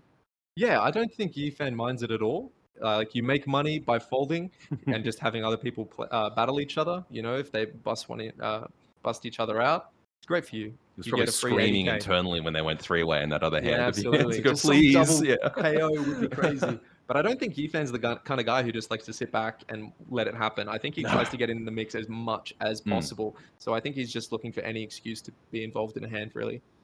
And how do you think Higor is going to respond here with the pocket 10s? I imagine just a call. Yeah. I think that's very in line with the way we've sort of seen him deviating in those sort of spots that could go either way, like the Queen Jack suited today. Yeah. I think jam shouldn't be the play because you never get called by a worse hand. And it's very unlikely that you get a hand like, well, Ace King is never folding, and then Matthew may never have Ace Queen. So Queen Jack is kind of the only hands you get to equity deny, the King Jack, the Queen Jack. I'd much rather jam a hand like pocket 2s here or pocket 5s here because you can just fold out so much equity and so many overcards and potentially better hands. Let's see what the request will be here from Higor. But yeah, 10s is a very strong hand for way. There is just a lot of ICM pressure, so you generally want to keep the pot small. I think Jacks plus or Queens plus, you could potentially go for the induce, but you really don't want to be flipping for your tournament life. Yeah, flipping or even running a 60-40. I'll say that if he does 4-bet this hand, or if he wins the hand at all, he will actually head himself into second, and Matthew would slip down to third for the first time. So this pot has very, very large kind of... Huge consequences. Yeah, massive. That is another dynamic, actually. Having the chip lead is such a big advantage. Oh, he does go for the 4-bet. So I imagine he would plan to 4-bet call off. I think Matthew just has a straightforward fold. Yeah. He could get a bit spicy if he had a hand, you know, like an ace, or a suited ace or a suited king. Looks like he went somewhere around 8. That's a massive 4-bet. Looks like he was 15. 4-betting. Oh, wow. Okay, Yeah, so it was a 4-bet commit. Okay. Yeah, very fine with the big blind ante still. A lot of chips in the middle to take down. And yeah, we mentioned that it would change things up, and Higor into second. Matthew slipping ever so slightly down to third, but still with piles. Yeah, the stacks get closer and closer. Practically, it's getting closer to like it's a cash game now for 740k on the table. Now, I want to ask, guys, obviously you've played a fair few final tables, and there's a lot of training and a lot of kind of systems that you can utilize online, such as GTO Wizard or Pio Solver or any of that stuff. If you get to a final table and you kind of have the stacks, are you running ICM stuff prior the night before for the stacks, or are you just kind of going into it and trying to rest up as much as you can? Yeah, I'm probably running a spot on the table. to be honest. It depends how big the spot is, of course, but in a spot like this, yeah, I'd probably run it. However, the spots are going to change so much. We can see that the stacks have shifted. So just because you've, analyzed a whole table, you could spend hours on it, and then within the first 2 orbits, it changes completely. So I think the best strategy is just to have a good understanding of a lot of different final table dynamics when you're short, medium, big stack, and then you don't need to do a crash course at the very end last minute. The stacks shift so quickly that, I mean, your edges as a MTT pro or a tournament pro, I should say, are going to be from understanding how those quick changes in the stack sizes that you're playing, whether you're short, medium, large, are going to impact the way you play. And I think Malcolm's right. Like, if it's a big spot, you should probably be looking just broadly at like what some of the ideas are from, different stacks and how they approach it versus other stacks. But it's probably not in your interest to be like looking at one single hand and saying, how should I play this, and asking how the solver tells us to play all the way to the river, because it's sort of like this toy game scenario where all the little inputs that you're putting in and adjustments are so sensitive that if you get any of them wrong, you're sort of like learning something that might not actually help you. So I think part of the skill is sort of like looking at these ideas and the shapes that you see, but also saying, hey, who am I playing against here today, and knowing how they're going to play, because it's the classic saying, if they're not playing GTO, then maybe GTO is not to play GTO against them. It's all about responding and understanding how the strategies are being implemented. So I mean, it can't hurt to be looking at these things to study them, but yeah, I would be like careful about almost doing too much, actually. We've had conversations. We've had conversations in here with people talking about sims and talking about ICM and stuff like that.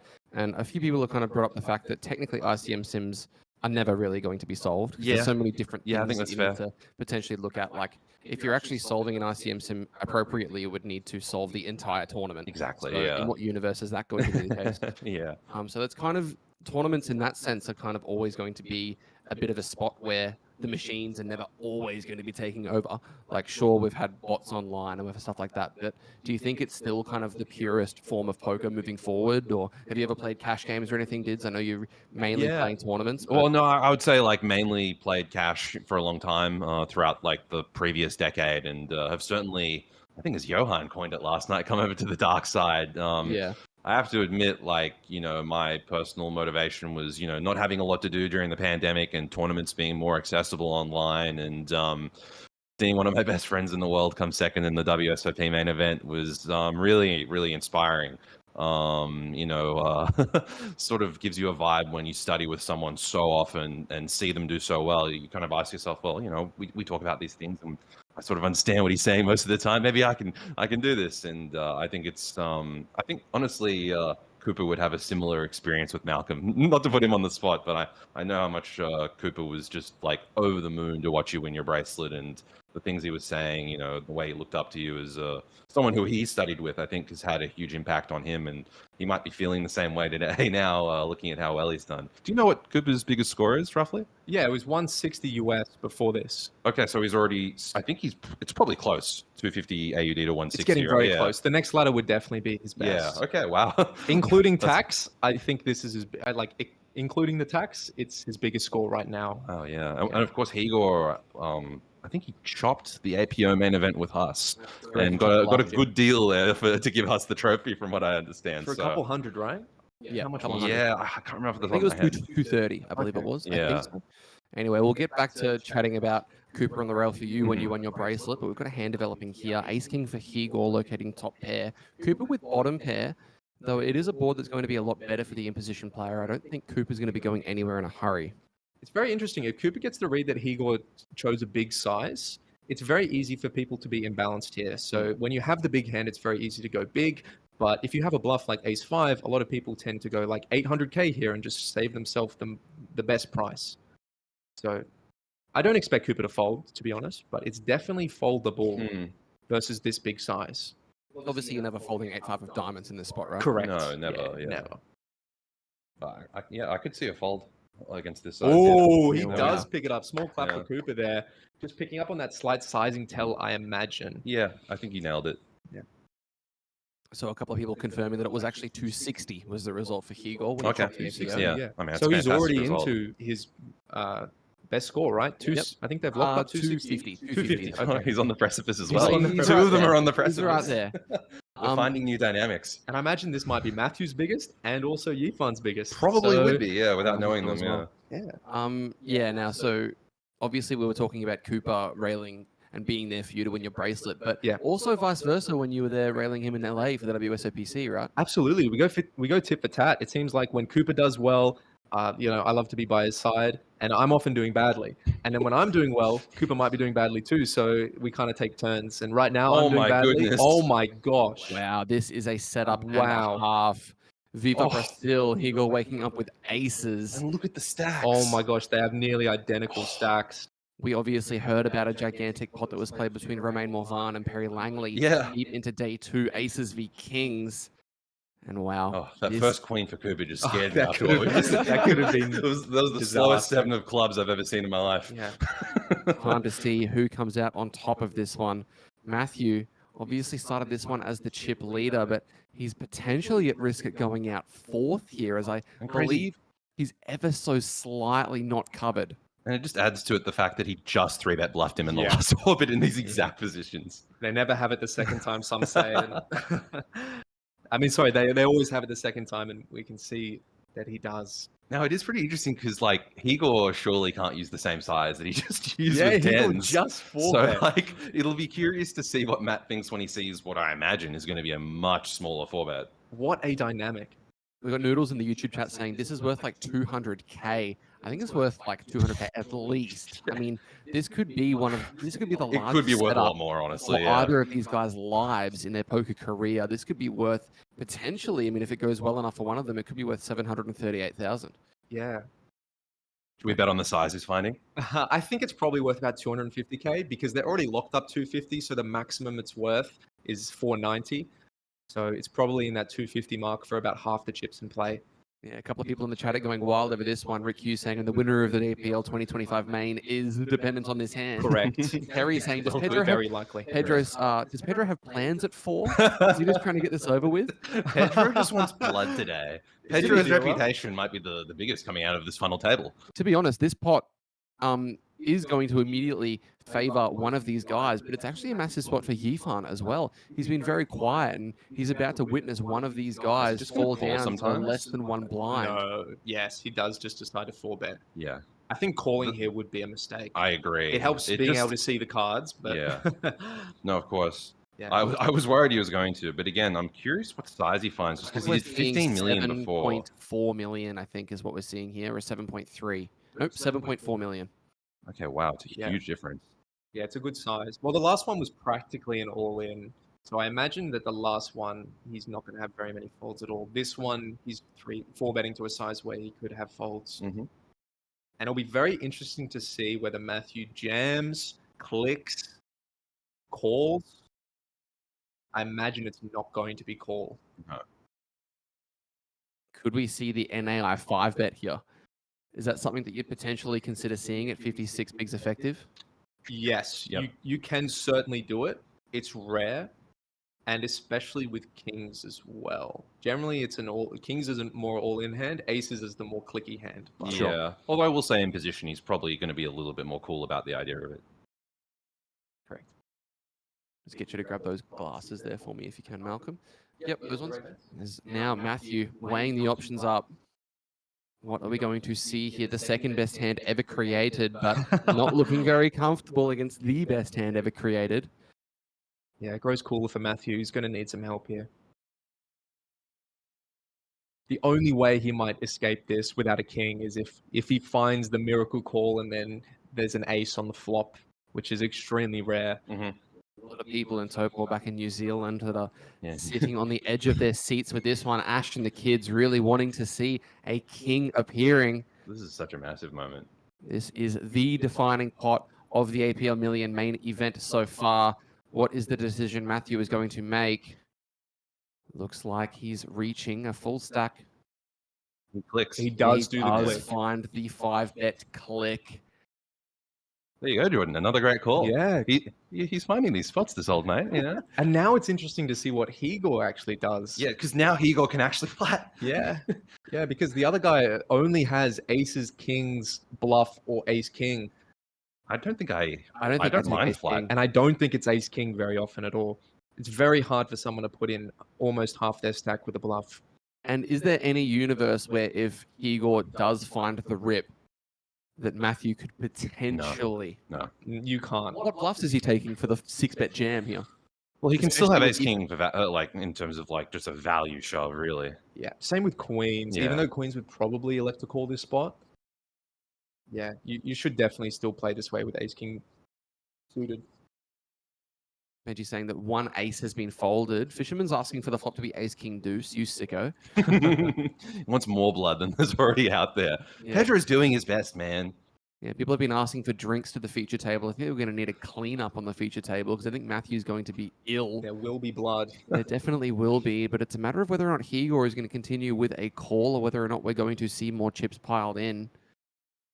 Looks like he's reaching for a collection of chips here, but I'm not sure whether or not it's going to be a call or if the triangle is requested. There it goes. All in, snap off. The sickest of coolers. And Yifan just must be in paradise right now. Yeah, Yifan's looking on like, my God, this is disgusting. You can see he can't believe what he's seeing as Amanda is going to call it out. Matthew needing to locate a king to stay alive. Igor, if he wins this, will take himself to over 40 million. I feel nervous for them. 56 million. 8 of diamonds, window, queen, 7 behind. Backdoor spades are Should have got it there. in. Deuce of diamonds is only one of 2 kings. The 6 of spades, and Igor wins a monster pot here. Wow, that is a telling pot in this event. Igor up on his feet. We're going to get the counts. I think it's going to ever so slightly result in Igor being covered here. So Matthew is still in this, but left on absolute fumes. Crazy, crazy hand. Cooper and Yifan just cannot believe it.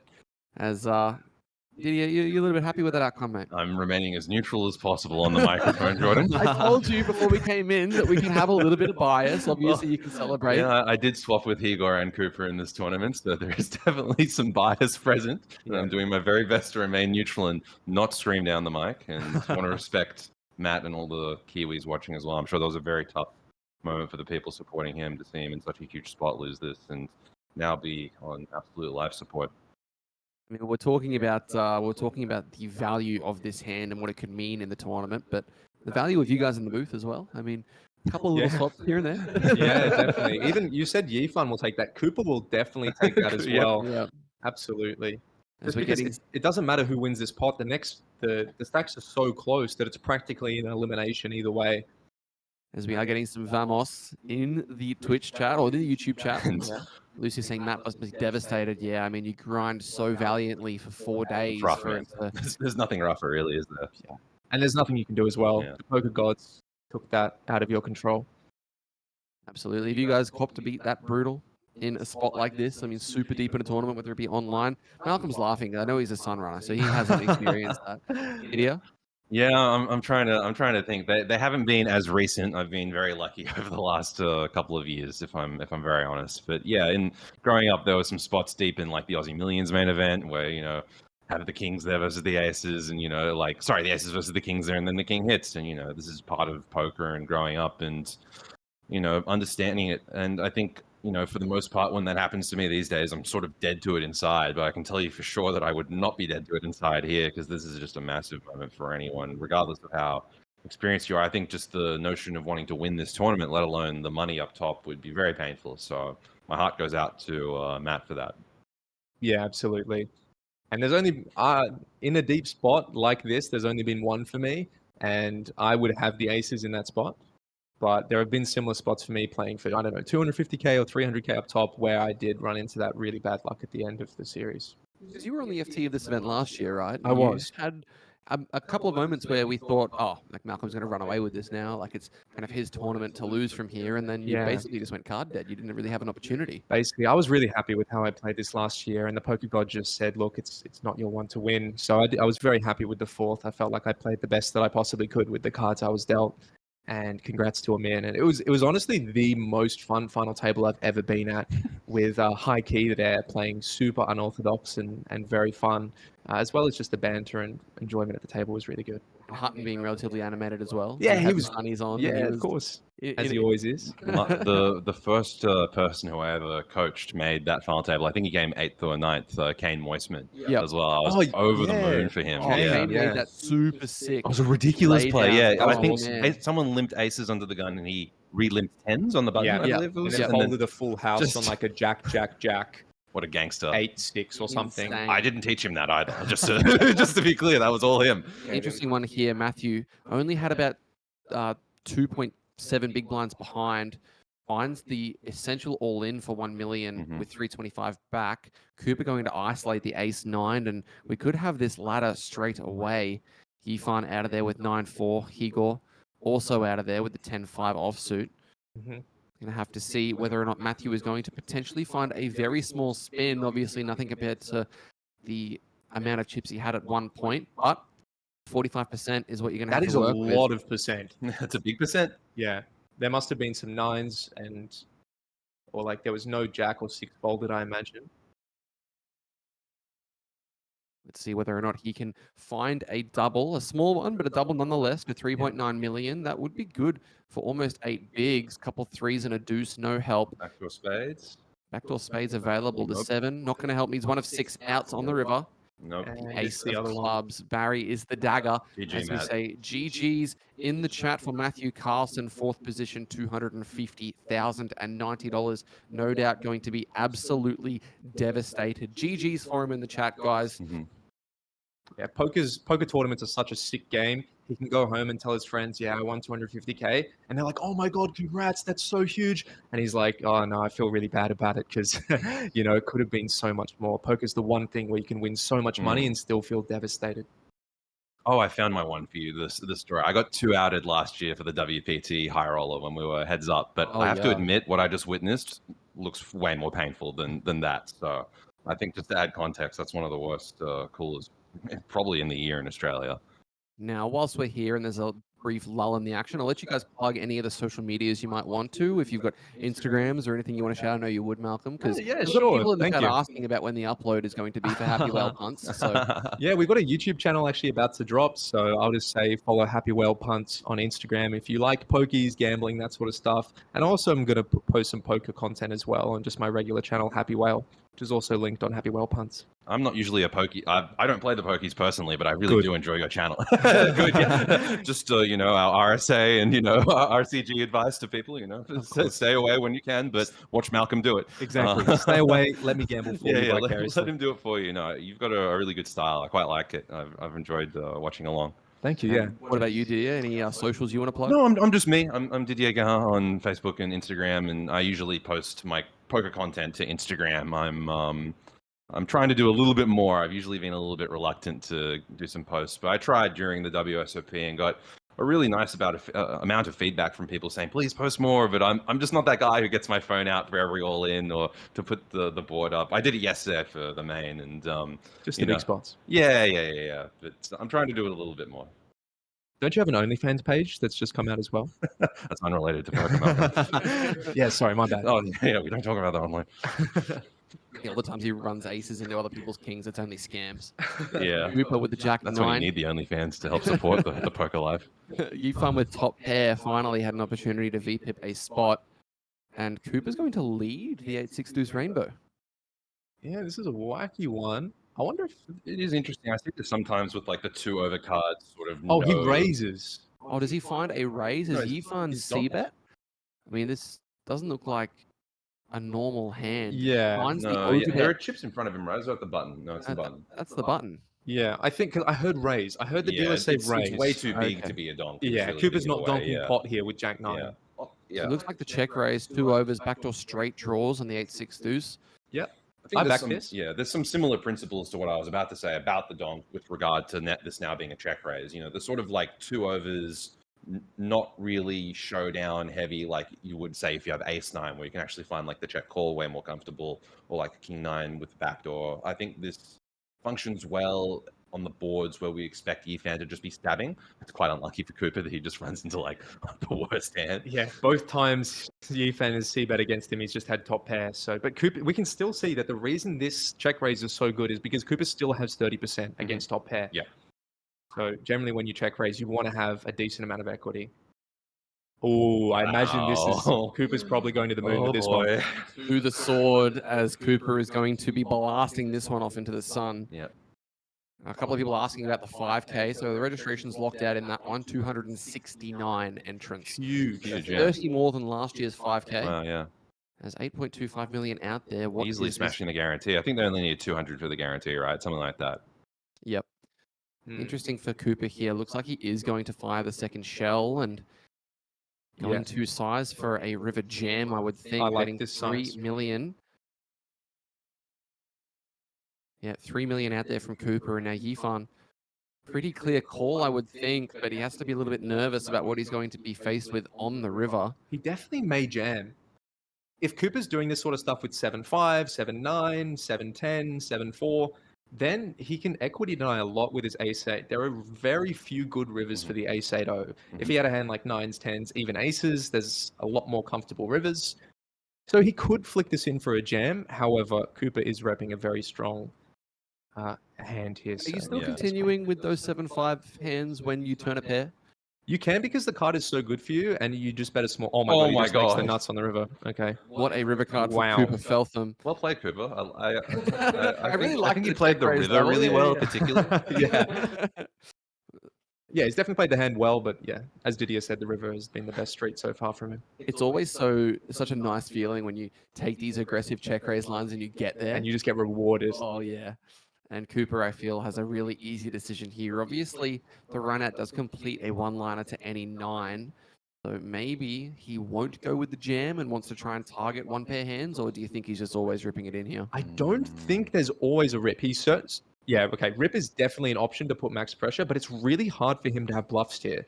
If Yifang is a very aggressive player, he might elect to go quite small. But no, I do just like the jam here. As you can see in the background, Ibrahim, Stephen walking in there with the plaques. This is so I think interesting. those 1 mil man. plaques are coming in soon, but first, Yifan's in the blender. Yeah, Yifan's going to be asking himself, like, the check raise value on the flop, right, is like sort of like a lot of like 2-pair or good 8 kind of stuff. And now he's like, and what the hell, does 8-9 ever make sense here? He's trying to find that 9 and how it makes sense at all with regard to his flop value. It's actually a very tough spot, particularly when holding the 8 is so valuable and in sort of blocking a lot of Cooper's best hands and best check raises. Yeah, absolutely. The flop value would not go for a jam on the river, I think. Even a hand like pocket 2s, it's kind of dicey. Maybe you could. But yeah, this is why I would also, with a hand like Jack 9, betting very small is a possibility, because you might have a hand like 2-6 suited or 8-2 or 8-6 that doesn't quite want to jam. Anyway, now it's a very tough spot for Yifan. And I will say that if Yifan makes this call, we will be heads up.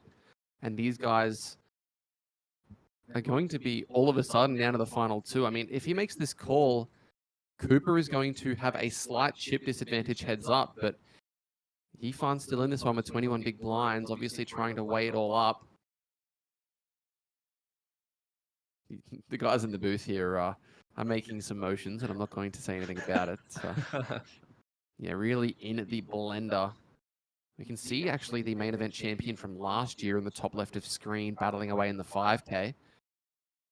Oh, man. Oh, yeah, look at him. Yeah, with the Neo Vision hoodie. I know Krilly previewed that we'll be in a team for WPT. I think in tune with the Patient Zero theme, we're thinking Fragile Regs for the team name. Yes, it's the best way to be as a reg. Yeah. As Yifan's being put to the test against a reg here. And what total airballs would Cooper have as played? That's exactly what I was trying to think about. Yeah, there could definitely be some Jack 5 of hearts. If he does get to the river with some sort of bluff, he's got to jam it. Yeah. It's very hard for him to have a bluff, and Yifan does find the correct fold. Good for him. But 4-3, 5-4, 5-3, and a hand like Jack 5 or like Queen 5 of hearts, those sorts of ones are the only ones that I can really think of. I think he'll watch this stream back and listen to your thoughts on the turn. Yeah. Eagle's still out in front. Cooper, though, clawing some back up to 76 bigs. If these guys get heads up, like anytime soon. We are going to have a very deep heads-up battle. These guys are going to have to battle for $240,000. Yeah. Obviously, a lot of money involved. Do you guys think a conversation is going to be had if we get heads up? I think it's so much money that relative to most people's bankrolls. I don't want to speak specifically about Higo or Cooper's situations, obviously. They're But probably if quite that were healthy. the, yeah, yeah. But I mean, I think even if they were, it's so much money that you have to really, really back your heads up game and your ability to withstand a lot of variance heads up to not want to consider doing a deal when there's so much between first and second. There are other structures that are a little bit flatter. This would count as a top heavy payout structure. So I think that would contribute towards a likely conversation if you want me to make a prediction. Yeah, it's just like, Higor and Cooper know each other. Would they ever sit down and be like, hey, let's have a 200K heads up? Probably not. So I imagine tune in, though. I would love that. Yeah. It would be such good content, right? Yeah. So there is a little bit of a thing, though. Once you've just hit a really big payout, like 500K, you're like, 500K is huge. It's life-changing. What's an extra 240? So there is that, and Cooper might want to play it. I suspect against Higor, there would be some sort of deal because you still get to play for the trophy. I imagine they might leave 20K on the table, something that's more normal to play for. And you obviously didn't get that opportunity, I'm guessing, during your heads up because WSOP don't allow. Oh my goodness, we'll get back to that. Yes. Waking up with aces himself. He going keeps on a trapping. limb. He traps a lot here in the small blind as opposed to raising. Yeah, I don't think Higor is going to bite with Jack 9 off. I think it's a perfect check back candidate. Yeah. And if he's been... Even's a little bit unlucky in terms of the hands that Higor's Yeah. had. He's just like got fairly natural checkbacks most of the time when he's tried to trap. I think Yifan's limped correctly both times with the deuces and the aces. Yeah. Ace is an interesting one to limp, though. I think the solver likes limping kings and queens a little bit more. And then aces You want them to hold an ace, right? Yeah. Yeah, exactly. Because what if he gets 3x ISO'd, are you just going to call? Are you going to click it to like 6.5, get a little bit spicy? So there's a lot of ways you can play the aces, to be honest. Yeah. But definitely don't hate this, and just don't fold. Yeah, he might get rewarded because Higor flops top pair. Yeah, dangerous board for Higor as Yifan sets the trap again, as we mentioned. A couple of diamonds out there. Only player with one has aces already. So are we going to see this check raise come out instantly? He didn't get the opportunity with bottom set on the King 3 deuce board earlier. And yet reaching for those pinks, taking the raise north to 1.7 million, not wasting any time here. 1.8 million, forgive me. So 3.8 out there. I can't see Higor going anywhere in a hurry with top pair, especially in a limped pot. But if the information is there and he saw the deuces check, maybe he thinks that something's up. And he's kind of actually making some faces here, recognizing that this seems a little bit sus already, right? Yeah, it's a tough spot for him, to be honest, because even though he's seen that hand that you just referred to, like, this exact holding, isn't going to love a lot of turn cards in particular. It's a somewhat vulnerable top pair with the types of semi-bluffs that we'd be expecting from Yifan. Ten of hearts is interesting. I don't Higor think he's adding a folding gut out. shot, 9 outs, top left. 21% of the time he will be getting there, but Yifan may not feel super comfortable about that 10. Obviously, 8-9 offsuit completing a hand that Higor is going to have all of the time. So it's just a matter of what he's going to want to do. 5.1 million in the middle. What is the wager going to be from our man in seat 1? Could definitely see it going a few different ways. He could go medium or all in even on such a wet board. Yeah, do you think all in is outside the realms of possibility, Didier? No, I don't think it's outside the realm of possibility at all. I think when you see, I'm mainly a little bit more studied on like the Jack 10x flops, but you definitely see a lot of huge betting on those. So I mean, on a two-tone Jack 10, 6-7, yeah, I think when there's so much out there, it's not outside the realm of possibility at all, Jam. I think it's quite fine. Oh, and now Higor just has the throw up in your mouth kind of spot. Yeah, he he just has to snaps call. it. Yeah, I mean he's got top pair and a straight I don't draw. think Higor ever folds this. Like so, even against aces, he still has 20%. I think they've both played this hand perfectly. Absolutely. And As you said, it could be a raise with aces, pretty sure. But Yeah. aside from that, fairly perfect. Yeah, the hand would have played the Yeah. exact same Yeah, way exactly. anyway.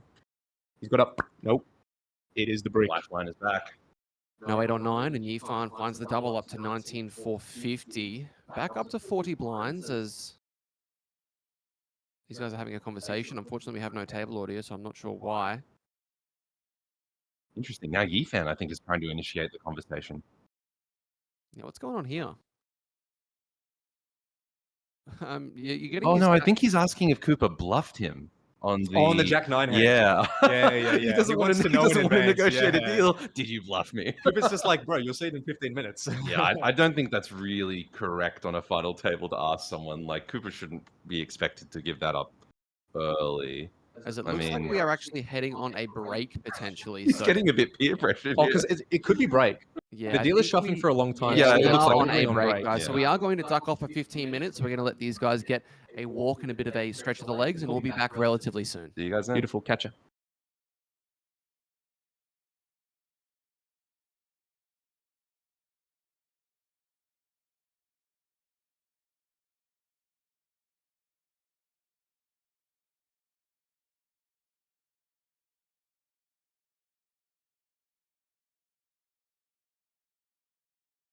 Hi, I'm Pranav from India, now settled in Sydney, New South Wales. I'm 30, sorry, how old I am? I born in 88. 88, so that's 37. Okay, let's start again. Hi, I'm Cooper. I'm 25 and I'm from Sydney. Hi, my name is Yifan Yao, and I'm 32 years old. I'm from Melbourne. My name is Zemin Zhu. I'm 37 years old. I'm from Sydney. I'm in the APL Million final table, main event final table. Hello, my name is Igor. I'm originally from Brazil, based in Adelaide. I'm 27 years old, and I'm on the final table of the APL Millions main event, and I'm going to win this for my son. Hi, I'm Matthew Carlson. I'm 36 years old. I'm from New Zealand, and I'm on the APL Million final table. I'm David Bowen. I'm 43 years old. I'm from Launceston, Tasmania, and I'm on the APL Million final table. I'm Perry Langley. I'm 60. I'm from Brisbane, and I'm on the final table of the APL Millions main event. Hi, I'm Pranav Bhatt from India, now settled in Sydney, New South Wales. I'm 37 years of old, and I am on APL Million main event final table 2025. Hi, I am Wei Zhu. I'm from Sydney. I'm 50 years old. I'm on the APL Million, sorry. That's all right. APL Million main event final. Main event table now. Awesome. Did you say you're 50? Yes. Thanks. No one believes Why are me. you playing the main event? You could have played the Masters. Masters. The 50 years and older event, yeah? Oh, I didn't know. Next year maybe. One bullet this year. Very lucky for me. Bagged about 104k, and yeah, it's smooth sailed pretty much all the way to the final table. Didn't really get in too many big spots. Yeah. I bought 4 times, and this is the first time to play APL, and I'm so running so hot, and it's so lucky to play in the final table and play with so many good players. That is my pressure. Thanks a lot. I play 4 bullet, and I back twice for the day 1. Yeah, I fired 1 bullet, bagged 60k, 2 standard stack. Ran really poor, but I mean, I was in for 1 bullet, so it's pretty good. Last year I was in for 8-9 bullets and couldn't make day 2, so pretty happy with that. Just 2 bullets and got through on the second. All right, bullets this year, it's 7 or 8, I can't remember, I lost count. Involved some tickets that I won, I think 1, and others that I bought and parlayed some PTCs, and I think with the very last entry I had to put in $15 cash. Ecstatic to make day 2 because last year I fired 9 bullets and didn't make day 2. So improvement. Well, the top 24 of recent season got to play off for a ticket, and I won that. I took out pretty much everyone on the final table, so I did pretty well on that. And the rest is history. I turned up here, I had a good day yesterday, well, day before yesterday now, and today has been hard graft and my back is hating me, or has been for the last couple of days, but I've made final table and yee-haw. I fired 3 bullets. I didn't able to bag on the first 2. On the third one, I have bagged around 218k, and that would have been enough. Yeah. Yeah, I fired 6 bullets in total. it wasn't until last flight with the last bullet I get through to day 2. Yeah, so I'm here now.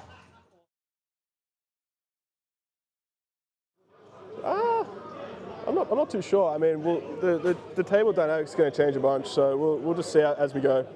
See what happens as the final table goes ahead. Yeah. Actually, I'm a cash game player, and I just started to play tournaments since this year, and I think I make some mistakes. Bring the cash game strategy into the tournament, so I try to avoid that happen tomorrow. Wish I can get good achievements tomorrow. Just play my normal game, right? Just try to win some pot, chip up, that's all. I'm just playing normal and being Kupi. Every time he raises, I'm just going to go all in. That's my strategy. Just going to play my normal game, maybe watch the stream back from today and see if I can pick up on anything. I've got 18 big blinds, so let's hope to cross the button gets drawn in seat 6 or 7 and we pick up a hand in the first orbit. Well, I'm really enjoying the decent length blinds. Your average, pub or club game is by necessity short blinds. Not enough time to really get into it. I'm enjoying that. It gives you a chance to sit back and assess, and yeah, that's probably the same strategy as I've been doing today, grafting my rather large butt off. Real quick one, what's the biggest amount of money you've ever won in one hit from the poker tournament? I won tickets to a tournament in Melbourne. It included accommodation, flights, and the entry, which was I think 1,000 plus about 2,500 or 3,000 cash. And then the second time, the very next season, I got second. I got another ticket to that tournament, and I think another $2,000 cash. So essentially, compared to that 1,000. Oh, this is mind blowing. Yeah, this is unbelievable. You've locked up what's a minimum of at least $40,000 at the moment. What does that mean to you? A lot, because I'm actually. I won't go into details, but I'm on sick leave without pay. I'm getting income support from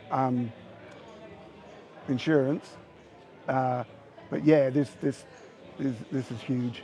This is huge, and if I got anywhere near the top, there comes retirement, I'd say. I have got 5 bigs left, and similarly, hopefully I get the button, or it's probably not big blind on me. And then I get an easy double up and then probably get through the day, get a couple of pay jumps and see how it goes. Because I have a short stack now, so I think I need to get lucky tomorrow, double up first. Then I figure out what strategy I should play.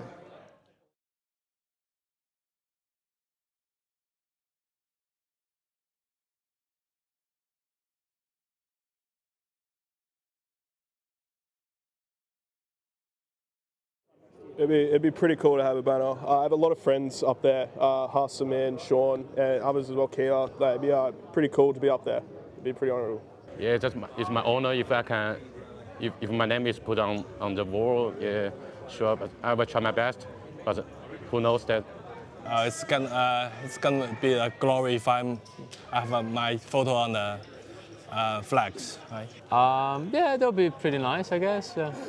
I mean, I've already won, so they're playing for second. So, yeah, I'll take that. It'd be nice, but I'm not really about the glory, more just for the money. So, yeah. Oh, you probably don't want my ugly face up there, but we might be able to hide it in the corner or something. I don't know, or maybe Chris's Photoshop skills could make me pretty. I don't know. Don't know. I'm lost for words. Yeah, it's just huge. Nothing like this has ever happened before. So, yeah, I'm stunned, over the moon. Yeah. Banners would be nice. I haven't won any APL Million trophy yet, or any APL trophy yet. So first and the big one would be really good. Yep. Yeah, if put my picture on the field, that's definitely honor for me. Also, yeah, the money is good. Of course.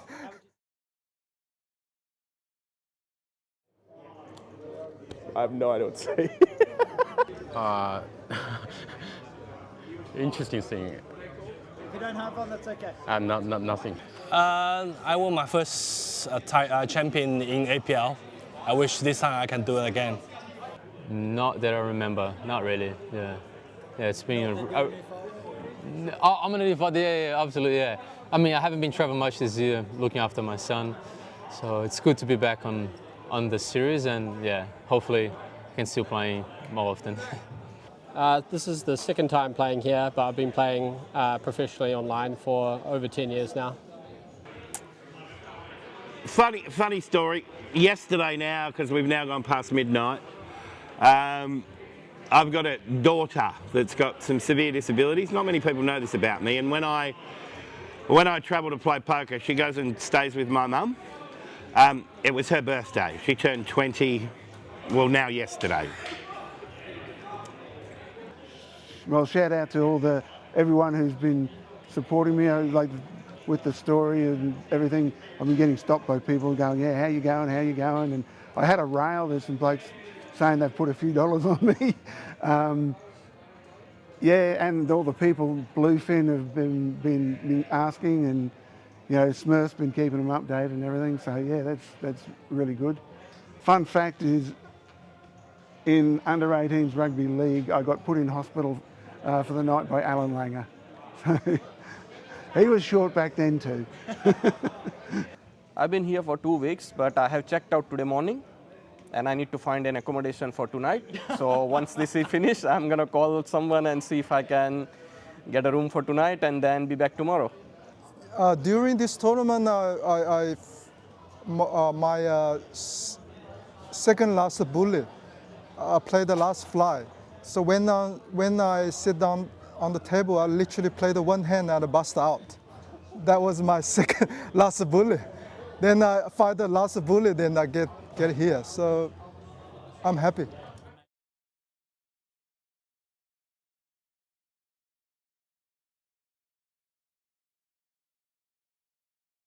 Hi, I'm Pranav from India, now settled in Sydney, New South Wales.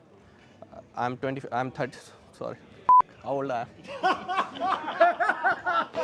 I born in 88.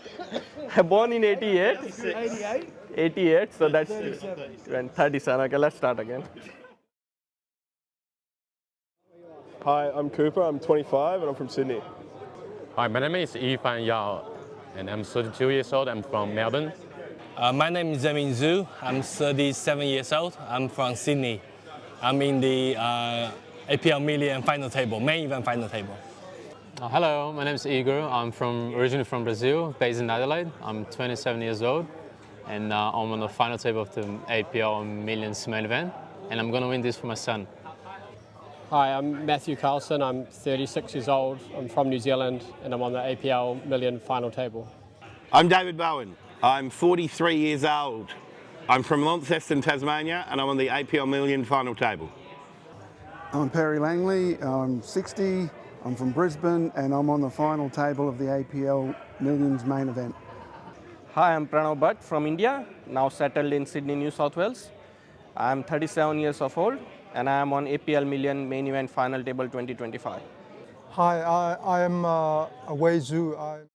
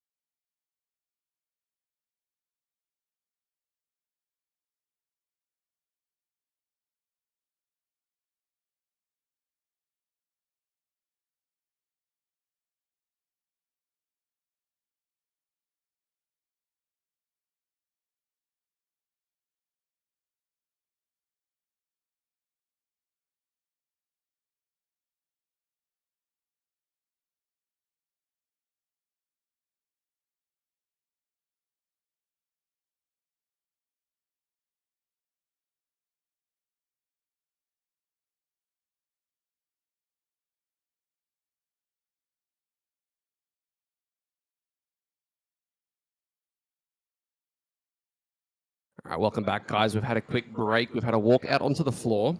Ooh, sorry, just my reaction coming out there. 9. Cooper flopping the nuts. Not going to be much of a big pot one, I imagine. Yeah, you farm with the underpair. I wonder whether or not Yifan is going to choose to c-bet this. Even with the underpair, it's a board that is going to favor a portion of the button's opening range, obviously, not so much the big blind. Moxie's asking for a 4 on the turn. Man, you people just want carnage, hey? I can't... Pedro tried his best, you know. There might only be one in the deck because, what, there's 3%? Should be at least 6% if there were 2 4s left. So he might have to find the last 4 in the deck. And he does go for that c-bet. And I think Cooper, even off the back of the Jack 9 offsuit hand, obviously, that he had against Yifan earlier, he's going to be very stoked and very excited to find a check raise here. I think always check raising with no spade, boys. I would, personally. Yeah, I think you can do both, but I would lean towards check raise. Okay, and he does just snap fold, yeah. If you had the spade, more inclination to just call. The board can just get a lot worse for hands that are already quite good in Yifan's opening range there. Yeah, exactly. Like if he has aces or ace king, you don't want to just call and then it turns a jack, a 10, a spade, and then you just lose so much value. And c-bet's fine as well. With red 4s, we're not really achieving much else other than bluffing. Yeah, exactly. Red 4s would be hard to triple barrel bluff anyways. So. Let us know if you guys have any questions in the chat, and also let us know if there's any issues with the microphones. We've had some problems that we're trying to sort out, and hopefully they'll be all right. But if there is anything going on, let us know. I will let you guys know that things could get a little bit rowdy from here because drinks have been requested. I'm on my first of the day, just a bit of a celebration drink on behalf of my friend Coops. I've ordered one to catch up. Beautiful. I don't think we'll get too rowdy. I feel like I need 5 or 6 to tap into my rowdiness. Yeah, we'll get you there, mate. This heads up will need to go on for quite a while, or the 3-handed, I should say. Well, then you can truly blame Cooper if we get that deep. Yes, absolutely. People asking if they did a deal or was it a normal break? Nope, no deal. No deal made, just a regular 15-minute break. Yeah, it did look like Yifan was initially asking to do a deal, and I think we found out that he was just wanting to find out what Cooper had when he check raised him on the 6-2. And he would have found out, and then the very next hand they play against each other in the same spot, Cooper just flops the nuts. So it's always an interesting dynamic when that happens. Yeah. And some of you may be aware that we've got some new chips on the table, those yellow rectangular betting discs worth 1 million each. The plaques are in play. Malcolm, what are your thoughts? Feels powerful when you get them in play. You know, They're you're always deep when they come in. They're very chunky. I remember playing with them last year, and they seemed a little bit out of place. Nice and heavy, huh? Yeah, but they, they certainly are fun to have. The more plaques you have, the better. That's a general rule of poker. Lachlan Anderson on YouTube saying, Malcolm better not get hammered. He needs to shoot an intro. That's my editor for Happy Well Punts. Is this the same editor Intro could be a lot better. cannot hit a major or a jackpot on a certain slot machine? Was that right? On Dragon Train, he still hasn't hit the Fortune 8 on the channel after many times of trying. To be fair, I've never hit a Fortune 8 bonus. That is very rare. Sounds like you've got some work to do, Lachlan. What are you in the YouTube chat for? Go get onto the pokies and try and get that one done. Yeah. Yeah. So it's quite interesting that Yifan elects to raise the 9-8 of clubs here. So the trouble with this is that if he's calling all of the hands like aces, kings, 2s, and then raising 9-8, he becomes very skewed towards having these weaker marginal holdings that he could punish. 10 deuce suited isn't really a hand that you look to punish with, but a hand like king deuce off even. You wouldn't want to raise fold 9-8 or 9-8 suited. Yeah, it's kind of a disaster when Higo squeezes, and he's sort of set himself up into a very, I guess, polar line with those limps. Yeah, exactly. I don't know if polar is really the word. It just feels exploitable. Yeah. I'll let you guys know that if you want to grab your phones out, you've officially been tagged in a story. Okay. You can reshare that one. All right. Obviously, 284 people tuned in right now on Facebook. Those of you who weren't here earlier and you're not sure about... Oh, don't be playing audio, mate. Sorry, no, that was the APL major events. Those of you who do not know who we are with, if you weren't here earlier, I'm joined by Didier. What's surname Didier? I feel like I always get it wrong. It's a little tricky to say for the Australian accent. I don't mind Guerin, but if you wanted to say it French way, you'd say Didier Guerin. Didier Guerin? Yeah. Oh, well done. Thank you. Very well. Malcolm Trainer. Someone told me it was actually put. It was a Graham put. Oh, Graham puts. Yeah, A very French take on Graham putt. Yeah, do you want to tell us why you get listed as putty on Poker News Yeah, or sure. on, So, Graham Putt was, and for people who don't know him, he's an Australian Poker Hall of Famer, well known. He passed away at the start of this year, very sadly. I played my first ever session of poker live ever at an ANZ PT Gold Coast satellite with him. It was like a $300 satellite at Jupiter's before it became Star Gold Coast, and someone three-outed him and started singing opera towards him, and he was just sitting there like not taking. We've actually heard about this guy. This guy's been mentioned a few times. It's that guy, yeah. He started singing opera to Putty. I looked at Putty. I'm like, I was 18 or 19. I was like, is this what poker's normally like? He's like, they'll do worse, kid. I thought that was a really iconic line. And when I made my next screen name, maybe in like 2015 or something, I made it Graham Putt 69 on the Poker Asia Pacific site after it had been bought. And there was a lot of Australian people playing on there, so I thought it'd be a funny joke. And then I took it over to GG, where I used his image as well. And then people would think, like, is this really this old man three-betting me and stuff like that? And I finally had a really big score on there in January this year. And I was very happy to talk to him on the phone before he passed away, a few weeks before he passed away. And I sent him a little bit of money for the name rights for the last 10 years. I sent him like $500, and I was like, yeah, just thanks for everything, man. And it was a nice change, because when he originally heard about the name, we were playing a series at Star Sydney, and he came and started strangling me in my chair, unironically. Why 69? I was like, I thought it was a funny number. I'm sorry.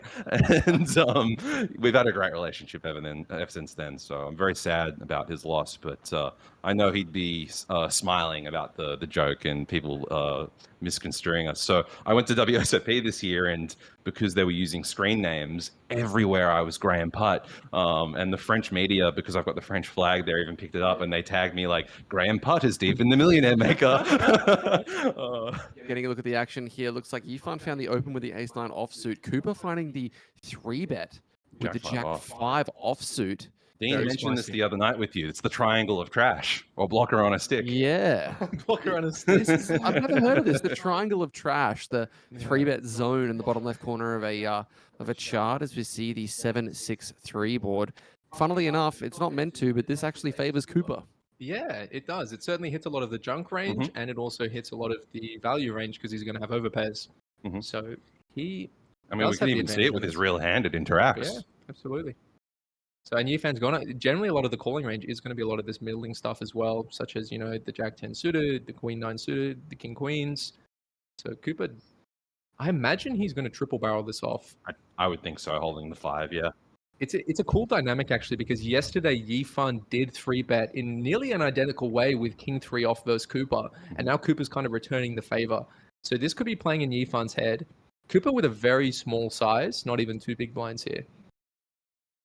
Probably a size you would expect to see a lot of the time on a board that is probably not meant to favor his range very often, right? Usually you see these relatively small block-ish sizes. Yeah, it depends. It depends on the board. If the board really favors you, then you go really small because it's hard for your opponent to continue. If the board doesn't favor you so much, you can go small, or you can just bet less and then go bigger. But I imagine Yifan's not going to go anywhere with his 2 overs, so Cooper could be going small here to size up for the future streets. Yeah, looks like the call is made from Yifan. To the turn card we go, and the 8 of diamonds. Yeah, Yifan probably not going anywhere, and Cooper does pick up the open ender. Yeah, it's a spicy card for both of these hands. And there's about 1-to-1 SPR on the turn, so Cooper might find a jam here, and then Yifan's put in a weird spot with an open ender and ace high, which could be the ace of best diamonds hand. as well, which blocks, a lot of the draws he'd be hoping to see. Although heads up, you're not really 3-betting too many diamond ace. Oh, yeah, you're not really 3-betting any like ace 2 or diamonds or so in this spot, but yeah, so I expect Cooper's gonna jam here. He might half pot it. Looks like we're leaning the way of smaller than all in. It seems like even 1/3. That looks like 2.6. Wow, okay, he is going small. Trouble is, you open the door for Yifan, who might pick up a float like this sort of hand, like a King 9 suited, like a Ace 9. To potentially steal the pot off you with so much equity. Well, like an open ender and a jack is generally a lot of equity. And obviously this is relatively uncomfortable for the ace 9, but you're not going anywhere ever with a straight draw, right? No. It seems like a pretty natural call here, especially with the size. Yeah, he might think he can jam and then potentially get Cooper to fold like a King 3, King 6 sort of hand. That Otherwise, he might go for a call, and then would be a pretty sick river hero as well if Cooper does empty the clip. Amori's asking if a deal was made. Nope, no deal. We are playing onwards for now. Not sure whether or not that will change when we get heads up. So it looks like he does jam. So the triangle's thrown that way, and Cooper very quickly relinquishing Yifan up to 24 million. Cooper down to 33. Hugo Seibel still our table captain, 44 million for 25. These guys at the moment have locked themselves up 329,000, all of them with their largest scores ever at this point. But obviously still thinking about that top prize, $738,000. I have to ask, these guys are playing a $240,000 heads up if it gets to that point. Malcolm, what was it like at the WSOP playing heads up with so much money on the line? Because obviously the WSOP does not facilitate any deals of any nature. Yep, absolutely. It was genuinely like I think a 700k Aussie heads up or something ludicrous like that. And playing against a crazy player like Magikarp, if anyone remembers what he was wearing. Dude, you guys were like 3-betting each other every single open. Like, it was crazy to watch. It was cool, yeah. And the trouble he was a big fish in my opinion. Magikarp, big fish, I like it. Yeah. Pun not intended, but well picked up. And so I wanted to try and keep the pot small and then trying to outplay him. And then I'd c-bet, and then he would just raise 6x. And then I would just be stumped. So although I thought he didn't play well in a lot of sense, he was a very difficult opponent heads up because I wanted to keep the variance as small as possible, and he was just pumping it out, not letting me get any easy chips. So very relieved. I almost won at hand 1, getting it in with Ace King versus 7-6 suited, and I really wanted it to be over then, but yeah, eventually got it done, and yeah, felt so amazing. The best feeling of my life so far. Yeah, that's awesome, man. Oh my gosh, Cooper might... Oh no, he's in the small blind with King 5-0. Okay, he could find like a cheeky limp raise here with King 5 off. It's one of those hands. Yeah, I agree. What size do you reckon we would see if he was going to find the limp raise? As it looks like that is the way he's Probably going. 6-ish. 0.5. Yeah, generally you want to be quite big and quite polar here, saying you do have, hey, I have the nuts or I have a bluff. So I can confirm that he actually goes 4.4. Oh, that's very small, actually. Yeah, that is quite small. Do you like this size? I would probably go bigger. The thing is, though, I love the small size in some aspects because your opponent is actually meant to be raising here with quite nutted hands. So even Ace-4 suited is probably meant to check back a lot. Yeah. But he's meant to have like, Ace-King, Ace-Queen, like 9s plus, and then he's meant to have a plethora of junk. So by Cooper choosing a small size here, he targets that junk that is kind of going to snap fold. However, it is very unbalanced. If you do actually have a good hand, you generally want to go bigger. So I have noticed that. But Yifan actually does have one of those hands, like the Ace-4 suited, the Ace-5 suited tend to be what the kids use to 4-bet or 5-bet whack. But it does just play so well in position versus a small size. You could definitely just call this one too. He could go either way. Folding here is kind of out of the question with this hand. As it looks like Yifan is weighing the options up here. Now, I'm going to play spoiler here and give you guys a bit of an update on what is about to happen. So we had a slight error that actually occurs here on the table because we're going to see Yifan reaching and he slides in chips and just throws them in. Now, what actually happens here is that he fires in more chips than constituting a call. And apparently, seems like the dealer's just noticed it, yeah. Yeah, and apparently what's actually happened is that Yifan has announced raise at some point in this motion, but we're not certain at what point it was said. Higor knows that, and Higor voices his thoughts here that a raise is announced, but we're not certain as to whether or not it was before or after the chips actually landed on the felt. And for the amount of chips that are thrown in, the tournament director, Amanda, is going to come over, and this is going to be ruled a call because Zara, the dealer, actually did not hear raise said from Yifan. Okay. So this is going to be a slight pause in the action as we get a floor ruling as to exactly what happens. So Amanda's going to be called over, and that is what is going to be spoken about here. Wow. So we're just going to get clarification on exactly kind of what happens because our dealer was not certain with what was going on. So that is why the conversation is happening here, is Yifan is clarifying that it was actually a raise intended, and allegedly a raise was announced, but we're not sure if it was before or after the chips hit the felt. So it's going to be ruled a call as far as I'm aware. So we will be going to a flop between Cooper and Yifan. Things are just going to pause for about 3 or 4 minutes while we get clarification on exactly what happens. In the meantime, have you guys had any opportunity to play poker with some celebrities? I know that you may or may not have had the opportunity to play poker at a specific cash game over in Vegas. Oh, yeah. With a couple of relatively big names, so... Yeah, so I played in a cash game with JRB's cash game. It was really fun. There was a good atmosphere, but I was promised, like, well, not promised, but he said, yeah, there's generally a bunch of really juicy people that pop up, like minor celebrities, Instagram influencers. And then I arrived, it was like Nacho Barbero. There was 4 other semi-reg players as well, like quite semi-well-known regs. And then there was like kind of one half whale, and that was it. And it was like, I thought it was going to be a very juicy game. It wasn't, but I still wanted to play high stakes in Vegas. So I decided to play for a couple days, and it was a good experience. Other than that, I've played against Sami Farha. That's maybe the most famous person I've played. I've definitely had Negreanu at the table next to me, Martin Cabral at the table next to me, Phil Hellmuth just walking around, being Phil Hellmuth, but never actually played against any really big names, I would say. Yeah, I mean, I've gotten to some pretty big cash games around Sydney, and probably can't mention all of them, but I would say that like the notable celebs that I've played with outside of those games, like I played with Warney a couple of times in tournaments. I played with him very close to his passing away. Unfortunately, we got in a Ace King Queen flip that I won, and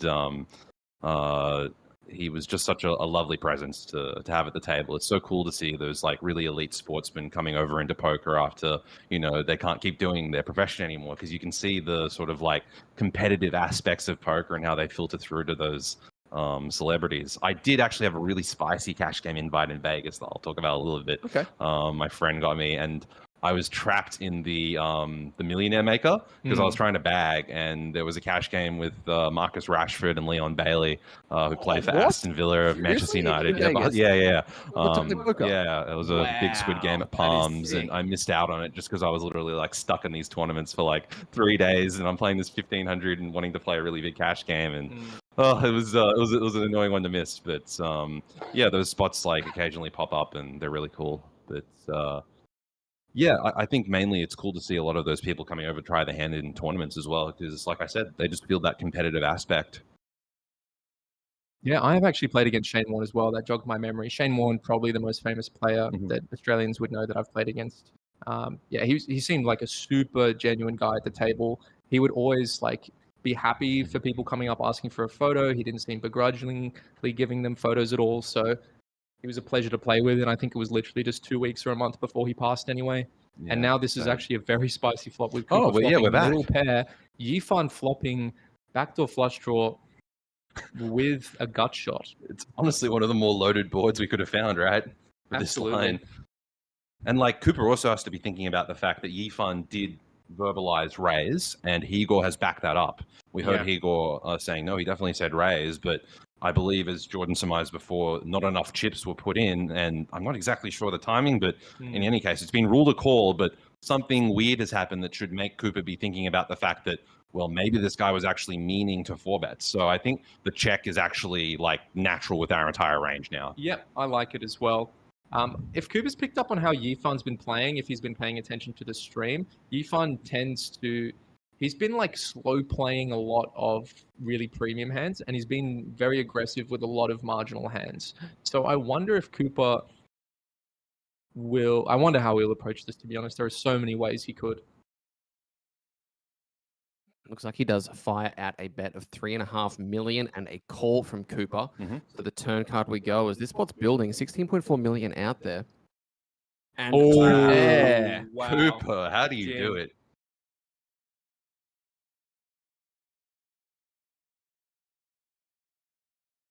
Yeah, this is going to be a very good card for Cooper's limp raising range as well. So I wonder if Yifan will continue or he'll push on the brakes. I feel like Yifan, I don't know him as well as I don't know him that well, but I would think that he might interpret it otherwise. I think you're completely correct about what you just said, but I feel like he might think the king favors his range because he maybe wouldn't be, you know, looking into like those sort of like interesting limp raises that are like the King 7-0, King 6-0, King 5-0 that we know Cooper will have. I think that's actually quite hard to find for. I don't know if Yifan is a pro or not. Oh, he's all in. Oh, Wow. Wow. Okay, Yifan's going to need only a deuce. Well, I think that backs up what I said. Wow, he does jam as well. He doesn't even go for like a quarter pot. He definitely thought the king was good for him, or his range rather. Yeah. Needs to fade my a God, deuce yeah. on this He river to looks go heads up disgusted. with the chip lead. Wow, this is a huge pot. What will the river bring? Huge moment. The final card coming out here. The river. Wow. A queen of spades, and we are heads up, guys. Oh, listen to the rail. What a spot. I'm not sure if the rail noise is coming through to our audience, but there's a huge cheer in the background there. Almost felt like the ground was shaking. Absolutely insane outcome there. Cooper and Higor heads up. Cooper has the chip lead, and the boys in the chat, the boys in the booth, should I say, are pretty stoked with this outcome. I mean, we definitely didn't expect it to get heads up so soon. We've had a touch over 2.5 hours of play, and I wonder whether or not, boys, we did mention that there was going to be potentially a conversation to be had. Yeah, I think this would be the spot to have it if you do. Jordan says, asking, did they chop three-handed? No, they did not. So apparently, from what we understand, they are going to take a 5 to 10 minute break, and they're going to have a conversation about whether or not we are going to have a deal How made. exciting. You know what? I'm going to get that first drink, Jordan. Yeah, I'm going to join you. Let's go get these drinks. We're going to have a See you guys celebration soon. start, and we'll be back relatively soon.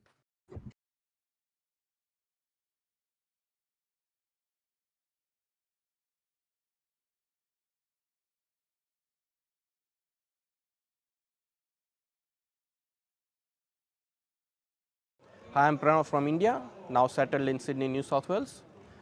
I'm 30, sorry, how old I am? I born in 88. I born in 88. 88? 88, so that's 37. 37. Okay, let's start again. Hi, I'm Cooper. I'm 25 and I'm from Sydney. Hi, my name is Yifan Yao, and I'm 32 years old. I'm from Melbourne. My name is Zemin Zhu. I'm 37 years old. I'm from Sydney. I'm in the APL Million final table, main event final table. Hello, my name is Igor. I'm originally from Brazil, based in Adelaide. I'm 27 years old, and I'm on the final table of the APL Millions main event, and I'm going to win this for my son.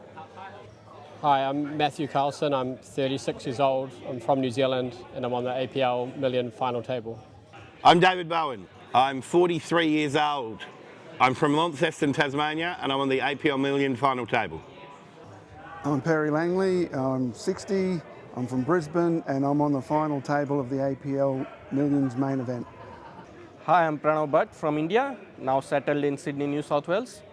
I'm 37 years of old, and I am on APL Million main event final table 2025. Hi, I am Wei Zhu. I'm from Sydney. I'm 50 years old. I'm on the APL Million, sorry, That's all right. APL Million main event final. main event table now. Awesome. Did you say you're 50? Yes. Thanks. No one believes Why are you me. playing the main event? You could have played the Masters. Masters. The 50 years and older event, yeah? Oh, I didn't know. Next year maybe. One bullet this year. Very lucky for me. I bagged about 104K, and yeah, it's smooth sailed pretty much all the way to the final table. Didn't really get in too many big spots. Yeah. I bought 4 times, and this is the first time to play APL, and I'm so running so hot, and it's so lucky to play in the final table and play with so many good players. It's my pleasure. Thanks a lot. I play 4 bullet, and I back twice for the day one. Yeah, I fired 1 bullet, bagged 60k, 2 standing stack. Ran really poor, but I mean, I was in for 1 bullet, so it's pretty good. Last year I was in for 8-9 bullets and couldn't make day 2, so pretty happy with that. Just 2 bullets and got through on the second. All right, bullets this year, it's 7 or 8, I can't remember, I lost count. Involved some tickets that I won, I think 1, and others that I bought and parlayed some PTCs, and I think with the very last entry I had to put in $15 cash. Ecstatic to make day 2 because last year I fired 9 bullets and didn't make day 2. So improvement. Well, the top 24 of a recent season got to play off for a ticket, and I won that. I took out pretty much everyone on the final table, so I did pretty well on that. And the rest is history. I turned up here, I had a good day yesterday, well, day before yesterday now, and today has been hard graft and my back is hating me, or has been for the last couple of days, but I've made final table and yee-haw. I fired 3 bullets. I didn't able to bag on the first 2. On the third one, I have bagged around 218K, and that would have been enough. Yep. Yeah, I fired 6 bullets in total. It wasn't until last flight with the last bullet I get through to day 2. Yeah, so I'm here now.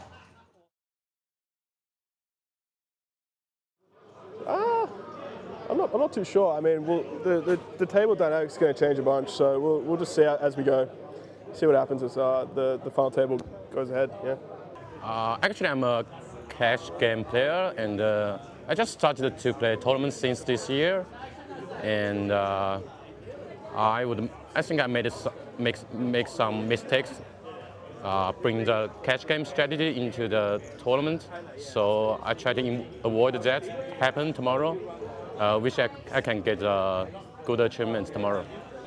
Just play my normal game, right? Just try to win some pot, chip up, that's all. I'm just flying normal and being Kupi. Every time he raises, I'm just going to go all in. That's my strategy.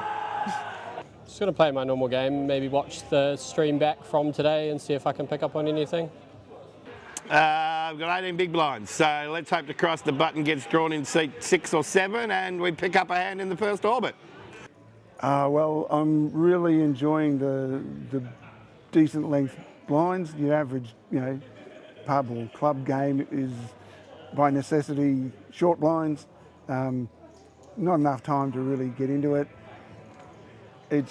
I'm enjoying that. It gives you a chance to sit back and assess, and yeah, that's probably the same strategy as I've been doing today, grafting my rather large butt off. Real quick one, what's the biggest amount of money you've ever won in one hit from the poker time?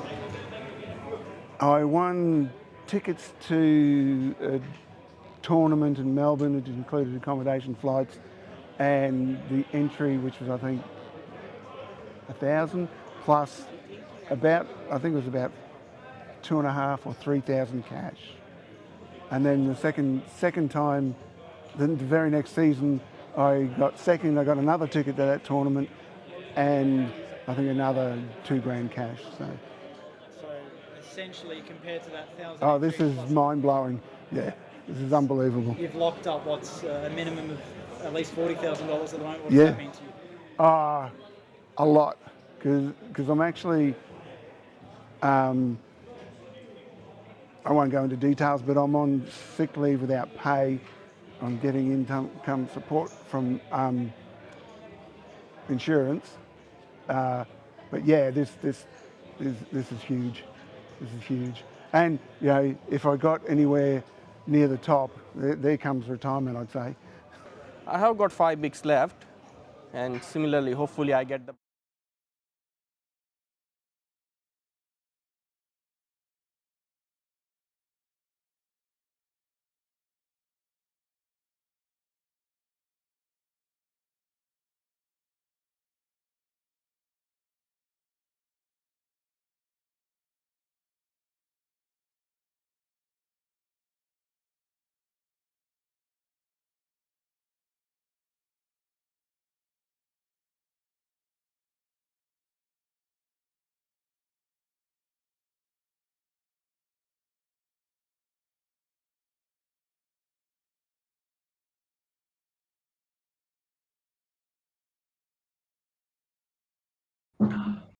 All right, guys, welcome back. Obviously, these guys have been getting heads up sorted. We're sorting the parks out, getting them sitting in the right spots, making sure these guys are comfortable and the split screen action is good to go. But We've got 211 people on Facebook, and no doubt we're going to have to answer this question many times over. No deal. No deal.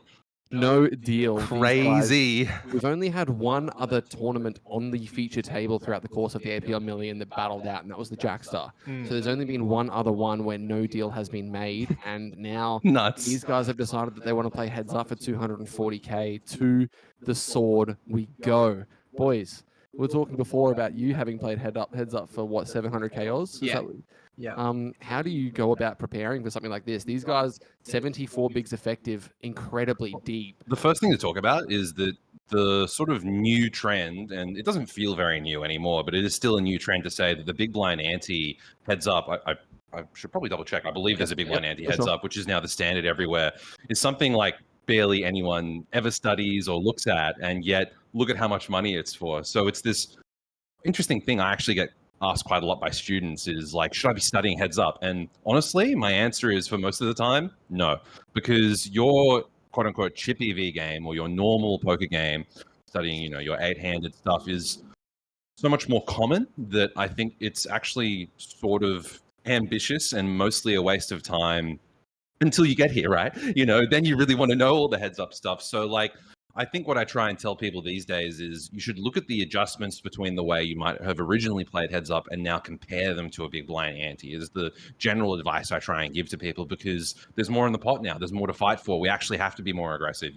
Was yours a big blind ante when you played heads up? It was. Yeah. Yes. So Malcolm's, honestly, if you guys want to go back and watch that FT, it's probably on YouTube. I'm pretty sure on WSOP. Mystery Millions 2024. Like, these guys are just 3-betting each other every hand. Magikarp sending in the Jack 7 suited against Malcolm. And, I don't know if that's what we're going to see from these two here today. I think it's going to be a little bit more controlled, even though both of them have that kind of stuff inside of them. Really excited because, I don't think anyone in their right mind expected us to get to this situation heads up so deep. We've got a really deep heads up match now, which is so rare to watch on a stream. So I think I'm going to learn something, quite frankly. Yeah, and it happened so fast too. Like, it's only been, 3 hours? And we're already heads up. It's nuts, man. Unbelievable.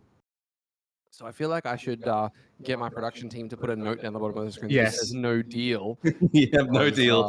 Brendan, if you see us. No deal sign. Yeah, Deal deal means. We'll get Grant Danier on here just every 5 seconds just to Little flash meme up of the him, no yeah. deal sign.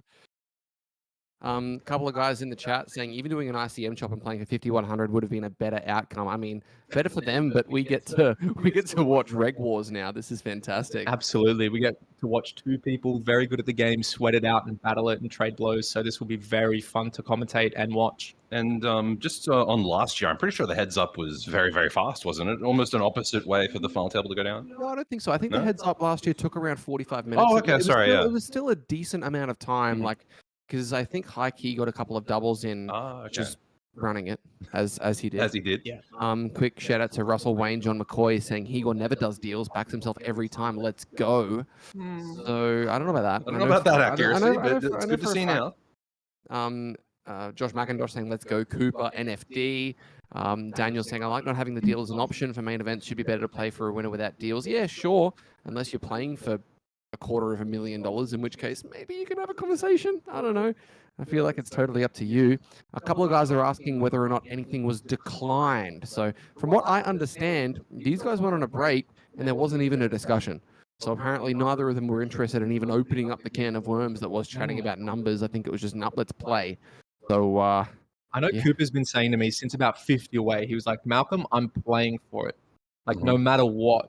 Unless there's one of his very, very close friends that he's heads up against. So Cooper's been very keen to battle this It's out. been his mentality for a while. I feel like maybe since around APO, he was telling me, he had a piece of someone really deep in the Platinum Champs, and he was like, I'm telling them not to chop. So at least he's following through himself when he gets here. It's good to see him back himself. Yeah, and the difference between if you have 50k to your name and you're getting an extra 250k is huge. But if you have 500k already locked up, the extra 250, it's only a third of that. Yeah, the utility begins to really decrease quickly. Yeah. Deuce of spades on the turn as neither player connecting with this board yet. Both of them with a straight draw. We can see Cooper. Any opportunity to hit a 7, a 5, or a deuce would lead this one to them actually either chopping or him having the best hand. But I can't see this one ever showing down and chopping. I think that would be ridiculous, as we do see Cooper does fire. the big size. Yeah. A couple of guys asking about the table audio. Unfortunately, we've had some tech issues today, given the fact that we wanted to ensure that the stream was coming through for the players in the room so that they could rail and actually still support. Unfortunately, it's caused a couple of tech issues. So we've had to settle for having to listen to Didier, Malcolm, and myself, because these guys have So nothing sorry. to input Good about the stuff. game. Talking absolute trash in here. But no, it's been a really good stream. I mean, we didn't expect it to get to heads up so quickly. I had a lot of plans for people to come in, but quite happy just to take it through to the end with you boys. I think we've got a lot to learn from this heads up battle, so we'll see how it eventuates. 10-7 of spades for Igor. Cooper with sixes as the limp strat. Now, boys, full big blind ante. I understand that we want to be playing almost 100% of our hands, and a lot of that by way of limping. You want to chat a bit about that? I wouldn't mind 100% being played as at least a limp. I think it's a little bit more interesting with this depth. I rarely see a heads up anywhere close to this deep, right? Essentially 70 big blinds effective right now. So I think that creates an argument to have more of a raising range. Malcolm, you might know a little bit better than I do on that, but that would be my first instinct, that we wouldn't be seeing as much limping as we would if it was like a 40 or a 30 big blind heads up match. Yeah, absolutely. So my understanding of this is you're wanting to have majority limps. However, you are going to have some three. I think because of the big blind ante, you want to use a big size this deep. You want to go 2.5, you want to go 3x. Because if you just min raise, Cooper's not meant to fold basically anything.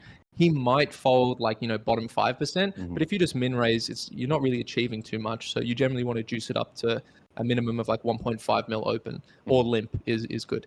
And Igor, the benefit of limping a hand like 10-7 suited is that it plays really nicely post. If you raise this one to 1.5 mil and Cooper makes it 7 mil or 6 mil, yeah, you don't feel great about peeling. No. So Igor does have a lot of good backdoors here, wraps around the 9. He might even elect to raise this one. It'll be interesting to see if he calls or raises. I imagine he's not going to fold, but it certainly could be a possibility. Yeah, you mentioned wrapped around the 9. It's often one of those hands that you see as a bit of a check raise candidate, wrapped around the 9, backdoor flush draw, backdoor straight draw potential. In position, do you think he's going to continue with a call, or do you reckon he does proceed by way of raise? I think it would always be a call if he does proceed, and just a float to try and realize some of that backdoor equity, especially because he's not really going to have enough of the nuts in his range compared to Cooper in this line as well. And he does improve on the turn, the 7 of diamonds, taking the best hand. Cooper now with 2 outs. Obviously still behind an ace or a 9, which are absolutely going to be in Cooper's range. But I think on this exact turn card, Cooper's probably just going to slow down a bit. Yeah, I expect to see a slowdown for sure. With that amount of overcards there, you don't really want to be turning 6s into a bluff. And you can't really value bet it. And given a couple of the hands that we saw earlier between Igor and Cooper, we actually saw Igor check back the Queen Jack of spades on the turn when he flopped top pair, when Cooper found the 3-bet with the King 8. Do you think we'll see the same here, just a check back in position, or do you think he might try and extract any value he can from under pairs, maybe even some King highs? I think we'll probably see it go check here. I would be ambitious to achieve a lot of what you just suggested on the turn, although we could think about it on the river potentially. I think Igor is going to be a little bit more keen to just get to showdown with this one. Yeah, I'm in the same boat. I think he will probably check this one back. We did see Igor go for the big turn bet, check back in a hand against Yifeng. So maybe he'll decide to bet and then look to get a cheap showdown on a check river. But I think the most likely idea is going for the check back. I don't think you want to turn your 7 into a bluff. Heads up, you should have so many weak hands that turning pairs into a bluff is generally not the play unless they're extremely weak. Looks like he is going to reach for chips though, boys. I think that's 2.3 million, so roughly 1/4. I thought you were going to say it's 2 for 2, you being right and Malcolm am I wrong? Well, it's actually 3. 3, there we go. 1.9 as he goes 20% pot. Although I did quite suspect that he might do this, where he goes for that small size and looks for the check river. And I imagine Cooper's not going to fold 6s here, because if he's doing this with a hand like 10-7 suited, he might be doing this with a hand like pocket 5s, pocket 4s, that just tries to get a very cheap showdown and some value from King High. Yeah, to a river card we go, 13.8. The river is another 9, so... That backdoor flush draw does complete. That Cooper's not going to probably feel helps too Cooper a good little bit, about that. And it wouldn't surprise me to see Igor relatively quickly check this one back, unless, given the 9 pairs, he might go thin. No, 10-7 is going to win this one. covering up a couple of questions in the chat. Firstly, from David McGuinness, and I think we've alluded to this already, but do you three in commentary do a deal in the same scenario with the similar stacks? Do you think you'd be happy to battle for 250, or are you going to have a conversation? I kind of like to decrease the amount we're playing for and still leave some up there and play for it these days. You know, in the past, when I've reached those spots, I've kind of dealt pretty quickly. I think, like Malcolm said, it's a thing relative to bankroll. Like, it's so hard to get heads up. It's so hard to get into these situations. And if it's your first time, or like you said, you have 50K to your name or something, you know, I think it's kind of a pretty obvious thing to do. So it really depends on what phase you're at. I think Malcolm and I would probably not do a deal necessarily most of the time. Although the other thing to be said is, speaking broadly in the APL Million main event, it's probably quite rare for two players as good as Cooper and Higor to be up here. So it's a slightly different sort of situation to think about in that sense. There's a lot of obviously professionals, but I would say most of the field is built up by recreationals. So you would hope that if you're a pro, you're playing against a recreational or a recreational against another recreational. So yeah, very, very interesting situation. Just depends on the person, how much money you have, really. Yeah, well said. For me, against most people, I'd probably just be playing it out. But against a friend or against a very strong opponent, I would be looking to make a deal and playing for a smaller amount.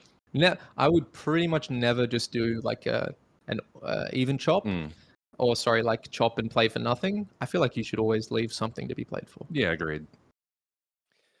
Travels with Giggles is asking, what's Cooper's channel called? Might have to sub now. Does he have a YouTube channel?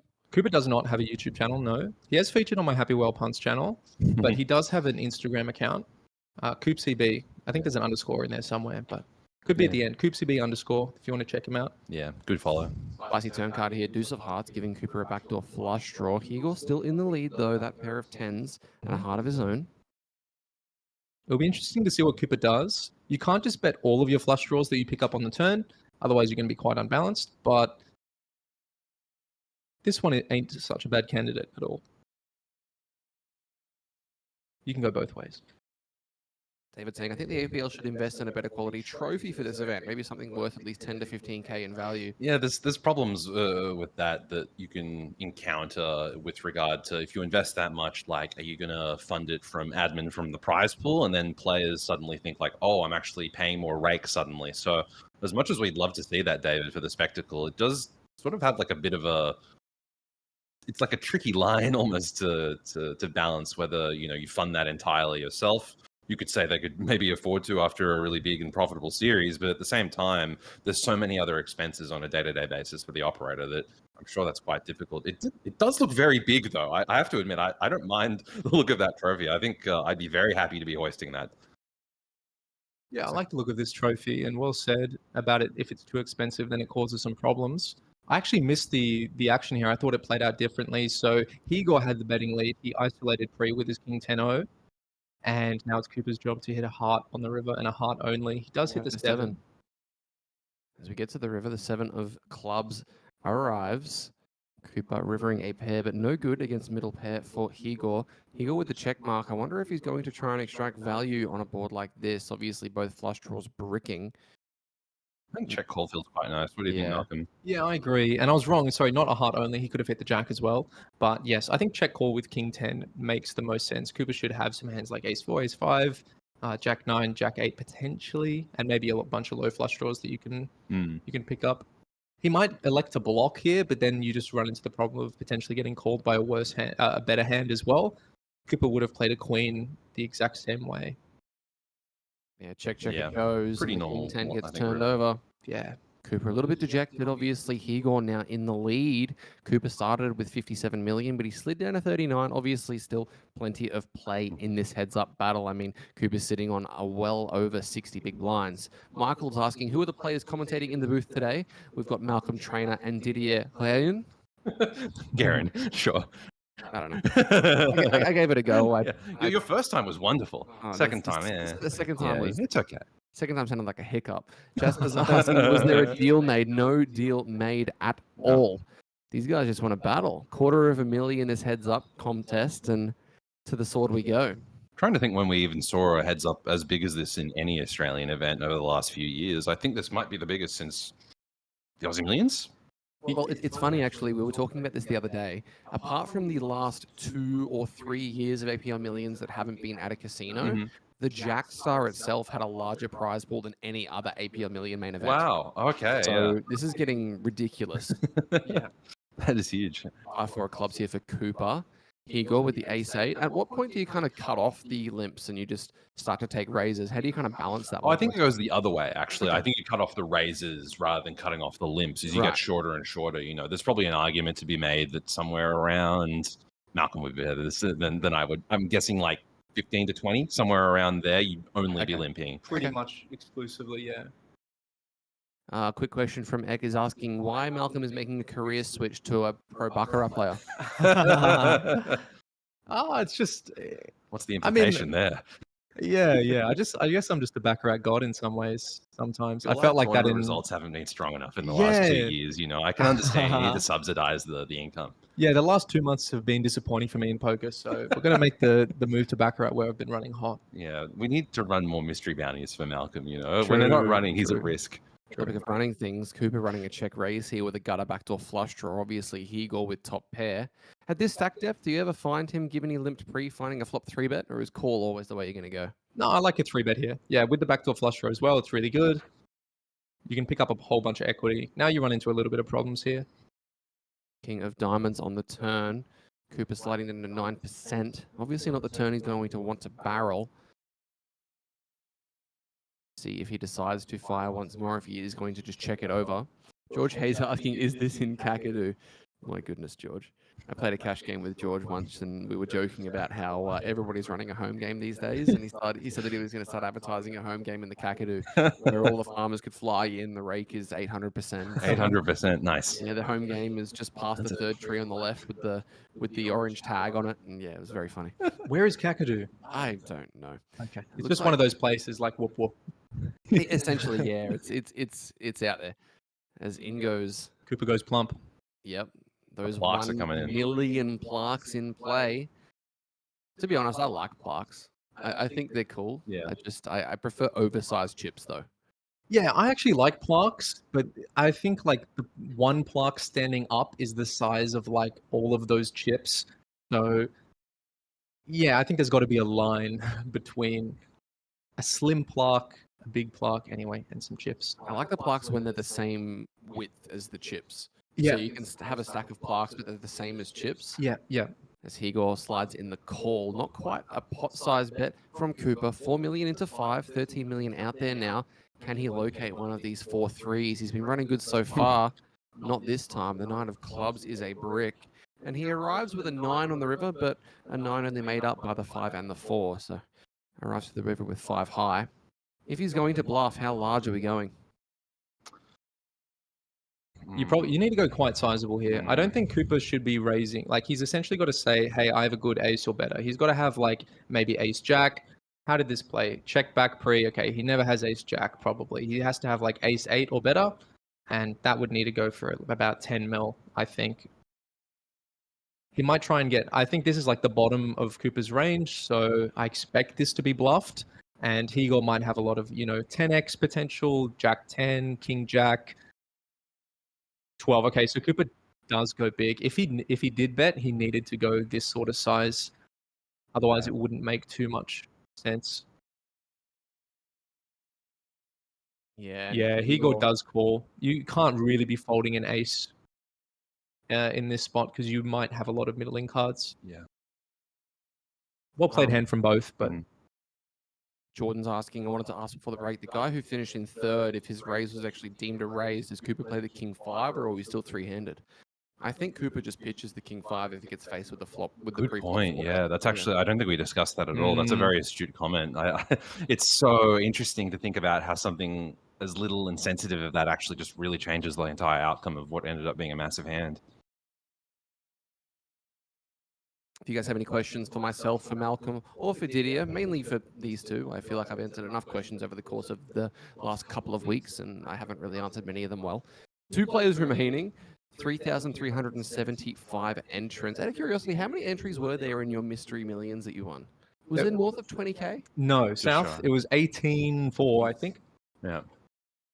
And he nearly did it again this year. Like, Yeah. where do you finish? It was Like, close. where do you finish? Like 28. That's insane in terms of a title defense in that size field. I was with you there for most of it. Yeah. Yeah, it was. You were it was like 2 crazy. tables behind me. Yeah, on yeah, day 2. yeah. That was a funny event, man. Yeah, and I was chip leading with about 150 to go, and I really thought it was the one. Yeah, I think we felt it for you. We really did. Yeah. By the way, boys, we've just gotten the payouts for the 5K. Oh yeah, let's hear him. First place, 300,275. Nice. Huge. Absolutely ridiculous. That's Is that the biggest 5K in Australia? Maybe not because of the the Aussie Millions. I don't know if there was a 5K at the There was Aussie no Millions, 5K? really. Okay. Yeah, I can't think Yeah. of a 5K. There wasn't much in between the 10K and then And the 1,500 deep freeze. was Yeah, kind there of was it, nothing yeah. really in between those. Okay. There was 2,500s. Yeah. But There was then a yeah, 2,500 fixed they match. went north of 10K quite quickly. I'll tell you that. Yeah, The 25, Germans 50, used to 100, always right? be there in the 250. I remember there was a year where they had a 50K. Yeah. That had 3 entries. Wow. And somebody won it for like 148,000. 50. Yeah, oh, yeah. Yeah. To That ring though. Yeah. 7 of hearts on the turn as Kegor improves once more, but Cooper still with that straight draw, adding to an open ender now. I feel like Coop's been put in a lot of these sort of similar-ish spots quite early in this heads up where he's just so close to the bottom of range and sort of being like forced into these like kind of bluffy situations. Yeah, exactly. Although without a heart, he might just be able to give this up. Looks like in goes 3 million from Kegor. Full pot. Cooper with the open ender. Yeah, it's very thin value from Igor. Didn't expect to see that size, yeah. Yeah, for this big of a size, it's very interesting. And Cooper does pitch it, which I think is good without the heart. Yeah, just folding with no heart. Igor taking himself well north of 80 million, 82. There's a total of around just over 100 million in play. So 80-20 here right now. It's all looking like it's going vamos at the moment. Mhm. But obviously anything can happen in heads up, so we'll see how that eventuates. Yeah, just one double and then you're back to even. So such a volatile game, heads up. Yeah. And this is why so many people take a deal. Both very good players, and it's often just in the poker god's hands who's going to win. Pretty much both, like all the hands so far have played themselves. Yeah, I think you'd be hard pressed to criticize Cooper for the way he's played heads up. So Yeah. I mean, it really does show how volatile it is, and I still wouldn't be all that surprised if we saw a reverse in the stacks and Cooper leading and then swinging back to Hegor. That's just the nature of heads up. It's going to be fast and furious. I mean, we have had so many heads up on stream here at the APL Million and the APL PTs that have fluctuated back and forth. I mean, people have had like a 20-1 chip deficit and come back. So anything can happen. King Jack against the Queen 10 here. To a flop we go. Queen 6-4 as Cooper with an opportunity to get one back. Yeah, does Hegor decide to c-bet this one? King Jack off with no heart is a really nice hand to check back. Because if you do face the check raise, you feel a bit dirty about it. But he does decide to bet, and it will be interesting if Cooper wants to raise here. This might be one of the best queens in his range, because King-Queen might want to re-raise pre-flop. And generally with your best top pair, you want to be putting in some aggression. I was thinking he might even have open raises for better Queen X than this as well. Yeah. Damien's asking... Oh, sorry, defended, my bad. Yeah. Are the other guys commentating friends with Cooper? You guys don't really know Cooper, do you? Average reg. Yeah. Okay, he does go. Yeah, so Cooper and I are close friends. So I do have a tiny bit of bias. So, Damien, Cooper was actually featured in a WSOP bracelet winner's photo, and the guy that won the bracelet was Malcolm. So, Yeah. very good friends. And Diddy is similar to Liam Murray, just friends with everyone. Yeah, As- I'm certainly not as close as Malcolm and Cooper. I'll say that, but I absolutely adore Cooper, and I actually adore Hegor as well. I would say I'm close with both of them. I talk about hands with both of them, and certainly in the last year or so, particularly with Cooper, you know, traveling to Vegas and pretty much every stop together. Really gotten very fond of the guy. So couldn't be happier for the two of them. I know just a quick shout out is Hegor just had a baby, I think a couple months ago. Yeah, I'd be lying if I could remember how many months ago. I want to say within the region of within 6 or something like that. Wow, so, okay. Congratulations. yeah, I'm Alright. sure that's really awesome for his family too. Terry's asking, how likely is it that either of these guys ship it blind like high key last year? I'm surprised it hasn't happened already, Unlikely. really. Close to 0, but I would love it. These guys playing snap, Queen 8 for both. To a flop we go, and neither of them are going to turn, or neither of them are going to flop, excuse me. 3 of their suit. Damien says fair, so basically poker brothers. Yeah, essentially. Yeah. Both of them have slept on Curly's floor. They're basically family. Yeah. 600K from Cooper, both these guys with How do a you think gut Cooper shot. got here? Yeah. You sleep on Curly's floor, you win tournaments. That's just how it goes. Exactly. Never lined. 800K, oh sorry, 600K from Cooper. One big blind. Is not sure whether or not things are going to be ticking up relatively soon to 4-8. Question from Ash Dunscombe, which is if Malcolm and Cooper were heads up, who's more likely to win? Malcolm, any that's opinions? a hot question. That is a hot question. I'm sure Cooper and I would have differing answers of that one. And I'll remain on the fence. Yeah. Question from Moxley, which was, can Igor check raise here and get it through? That's a great question, and we're about to find out. I don't Takes think it it's north gonna... to 2.4. I don't think it will get through. Cooper folding a decent gut shot here. But I think the aggressor of this pot will take it down. Well, of course, that's the only way to win this pot is they have the same hand. Yeah, I think it's one of those spots that's kind of unlikely to just go to showdown as well. So I agree with what you were saying. Yeah. In goes the call, 6.6 in the middle, turn card. Thoughts on check raise though here? I suppose I would ask. You know, I would figure like maybe our sort of queen X straight draws generally get called a little bit more, maybe like the 8-6 and 8-7, or maybe 8-6 is probably a better one to say. Yeah, I think you'd want to use something slightly worse or slightly better. Yeah. Because the trouble is, if Cooper just like clicks it back, now you're in a world of hurt. Also, there's a lot of bad turns that you don't really know how to continue. Also, Cooper could have a hand like 8-7 or like, you know, Jack-7 that you would check raise, they would call, and then you go to a turn and you could have the best hand but still fold anyways. If Igor is going to barrel here, what size do you think we're looking at, guys? Somewhere north of 4 milli? Yep, that sounds about right. Looks like he goes slightly less. Ever so slightly less. No, you're pretty much on the money. Yeah, I like the size. And now what are you doing Cooper's shoes? I would call again because you can still beat bluffs and you're still got a chance to hit your hand, even if he does have the worst hand currently. I think there's still quite a lot of rivers that you could see Igor's range check as well, and Cooper just win in that way. Yeah, I think Igor would want to continue his bluffs like 8-7 or 8-6 on the river potentially. I think his queen highs might just check it down and take showdown because you can still have the best hand here with queen 8. Yeah. This is an interesting river. Yeah, ace of clubs on the river. 13.6 million in the middle. Cooper with a touch over that, left behind. Now, I'll be fascinated if Igor checks. Will Cooper want to bluff? I think it's interesting what we just discussed about like those types of bluffs that we would expect to be following through on the river. So I would think no, and Cooper would have to bluff, but I'm thinking Igor might actually block and just try and rep 10x here. Okay. A lot of ways to play this hand. Yeah. Keen to see what these plays do. Choose your own adventure, as we're about to find out what Igor decides to do. A couple of people are asking when the Airbnb link is being shared for the lucky floor. I'll check with Krilly. We'll figure that out. Man, that I think price rent's surge gone is up, about though. to happen. Yeah. Used to be free. Greg says everyone in this APL series that I have mocked has either won it or come second. Well, yeah, I mean, it seems to be the case here as well. Well done, Greg. Schneid's chatting about the 50-50 percentages. Yeah, I'm not sure why the graphics are displayed like that, but you can see that it is a split, the S representing that on the graphics. Igor giving this a lot of time, thinking it through. Yeah, I feel like he either needs to block or he needs to like jam, essentially. There's no real middle ground. You're essentially saying, hey, I have a deuce. Reaching for those slices of bread, those plaques worth 1 million each. Looks like 5.5 milli is the wager. Not a size that I expected at all, honestly. Out of all the three we discussed, I didn't expect him to go medium. We can see Cooper's eyebrows. They're a little bit suspicious. They're a bit stunned with the size. Yeah.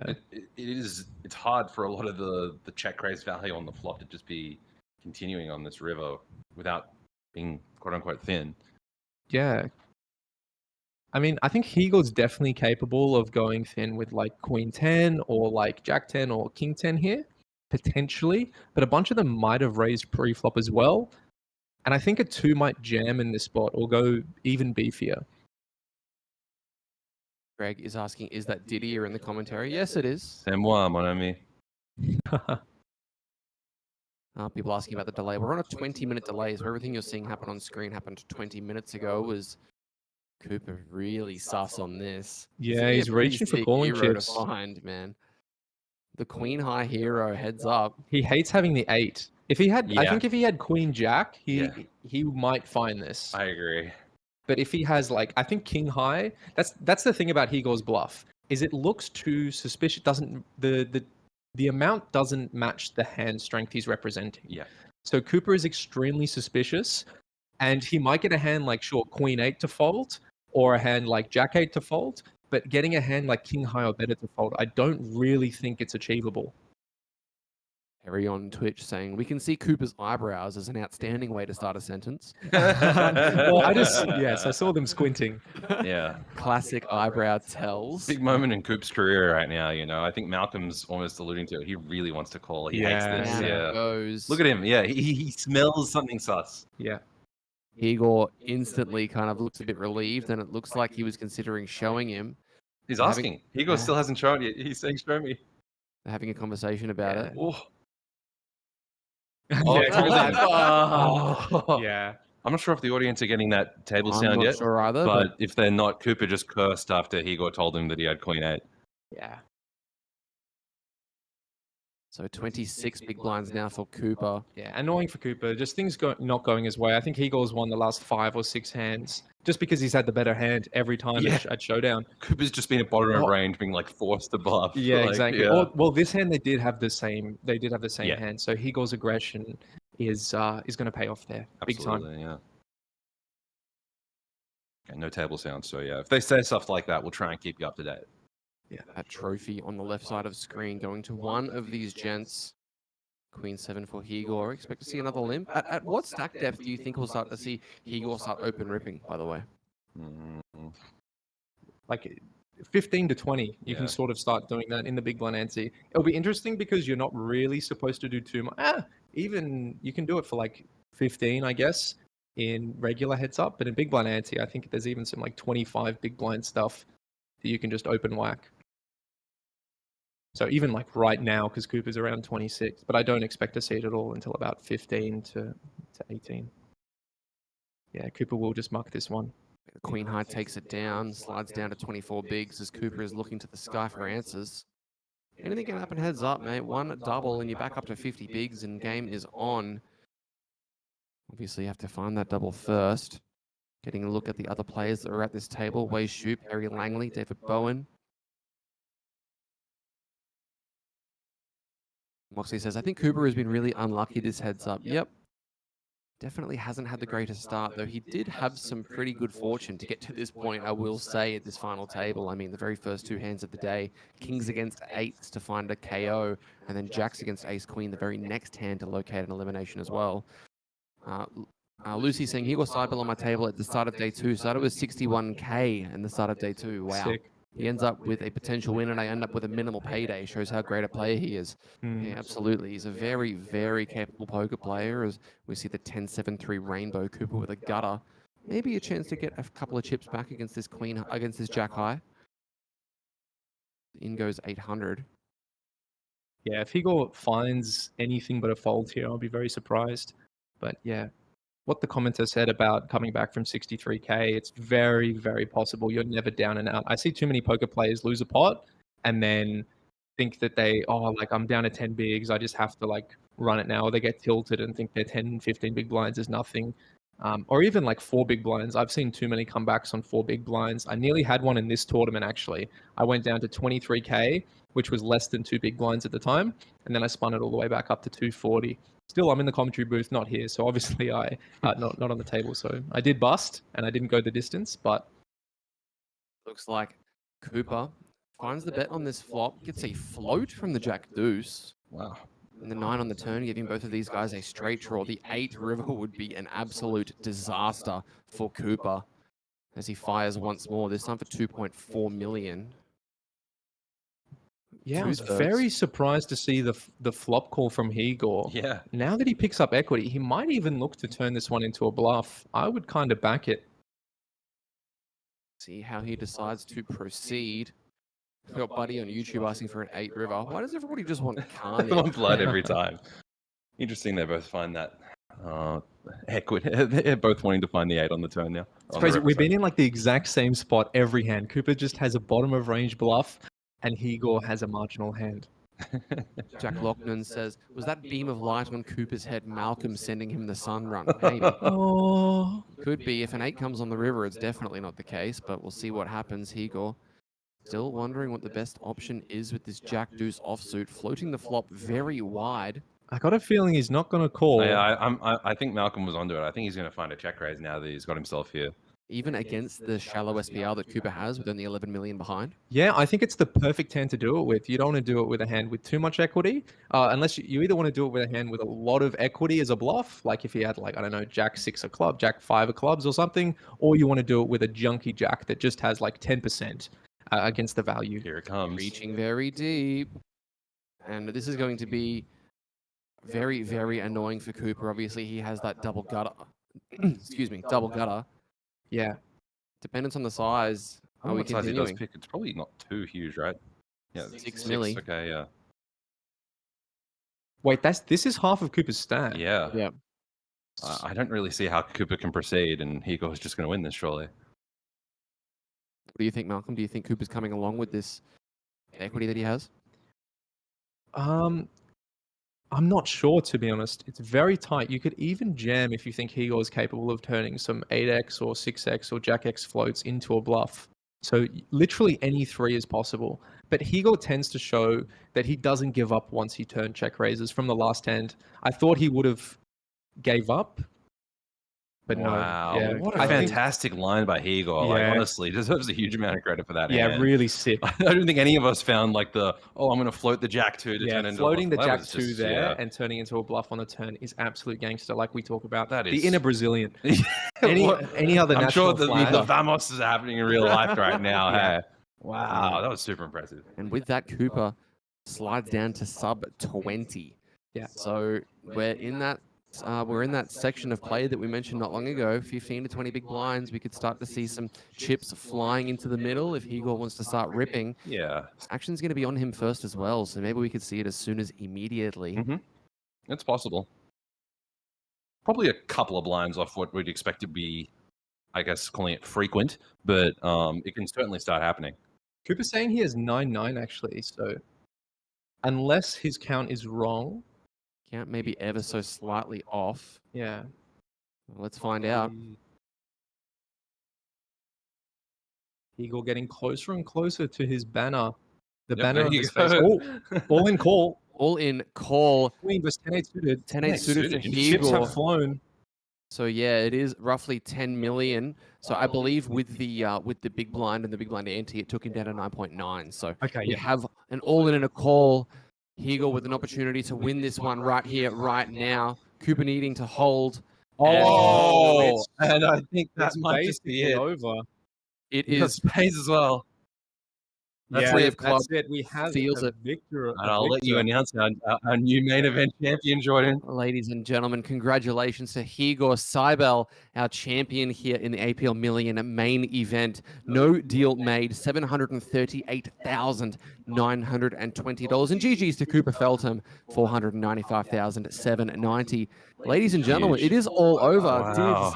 Malcolm, thank you so much for I being can't believe here. it. Anything you want to say before we get out of here? Yeah, just quickly, just huge credit to Igor. He's honestly one of the nicest guys on the tour. He's an absolute gentleman. He's worked so hard on his game in the last 2 years or so, like since becoming Australian, becoming one of us. I'm so proud of him. I know his baby and his wife are just going to be absolutely over the moon. I don't think anyone has a bad thing to say about Igor in Australian poker.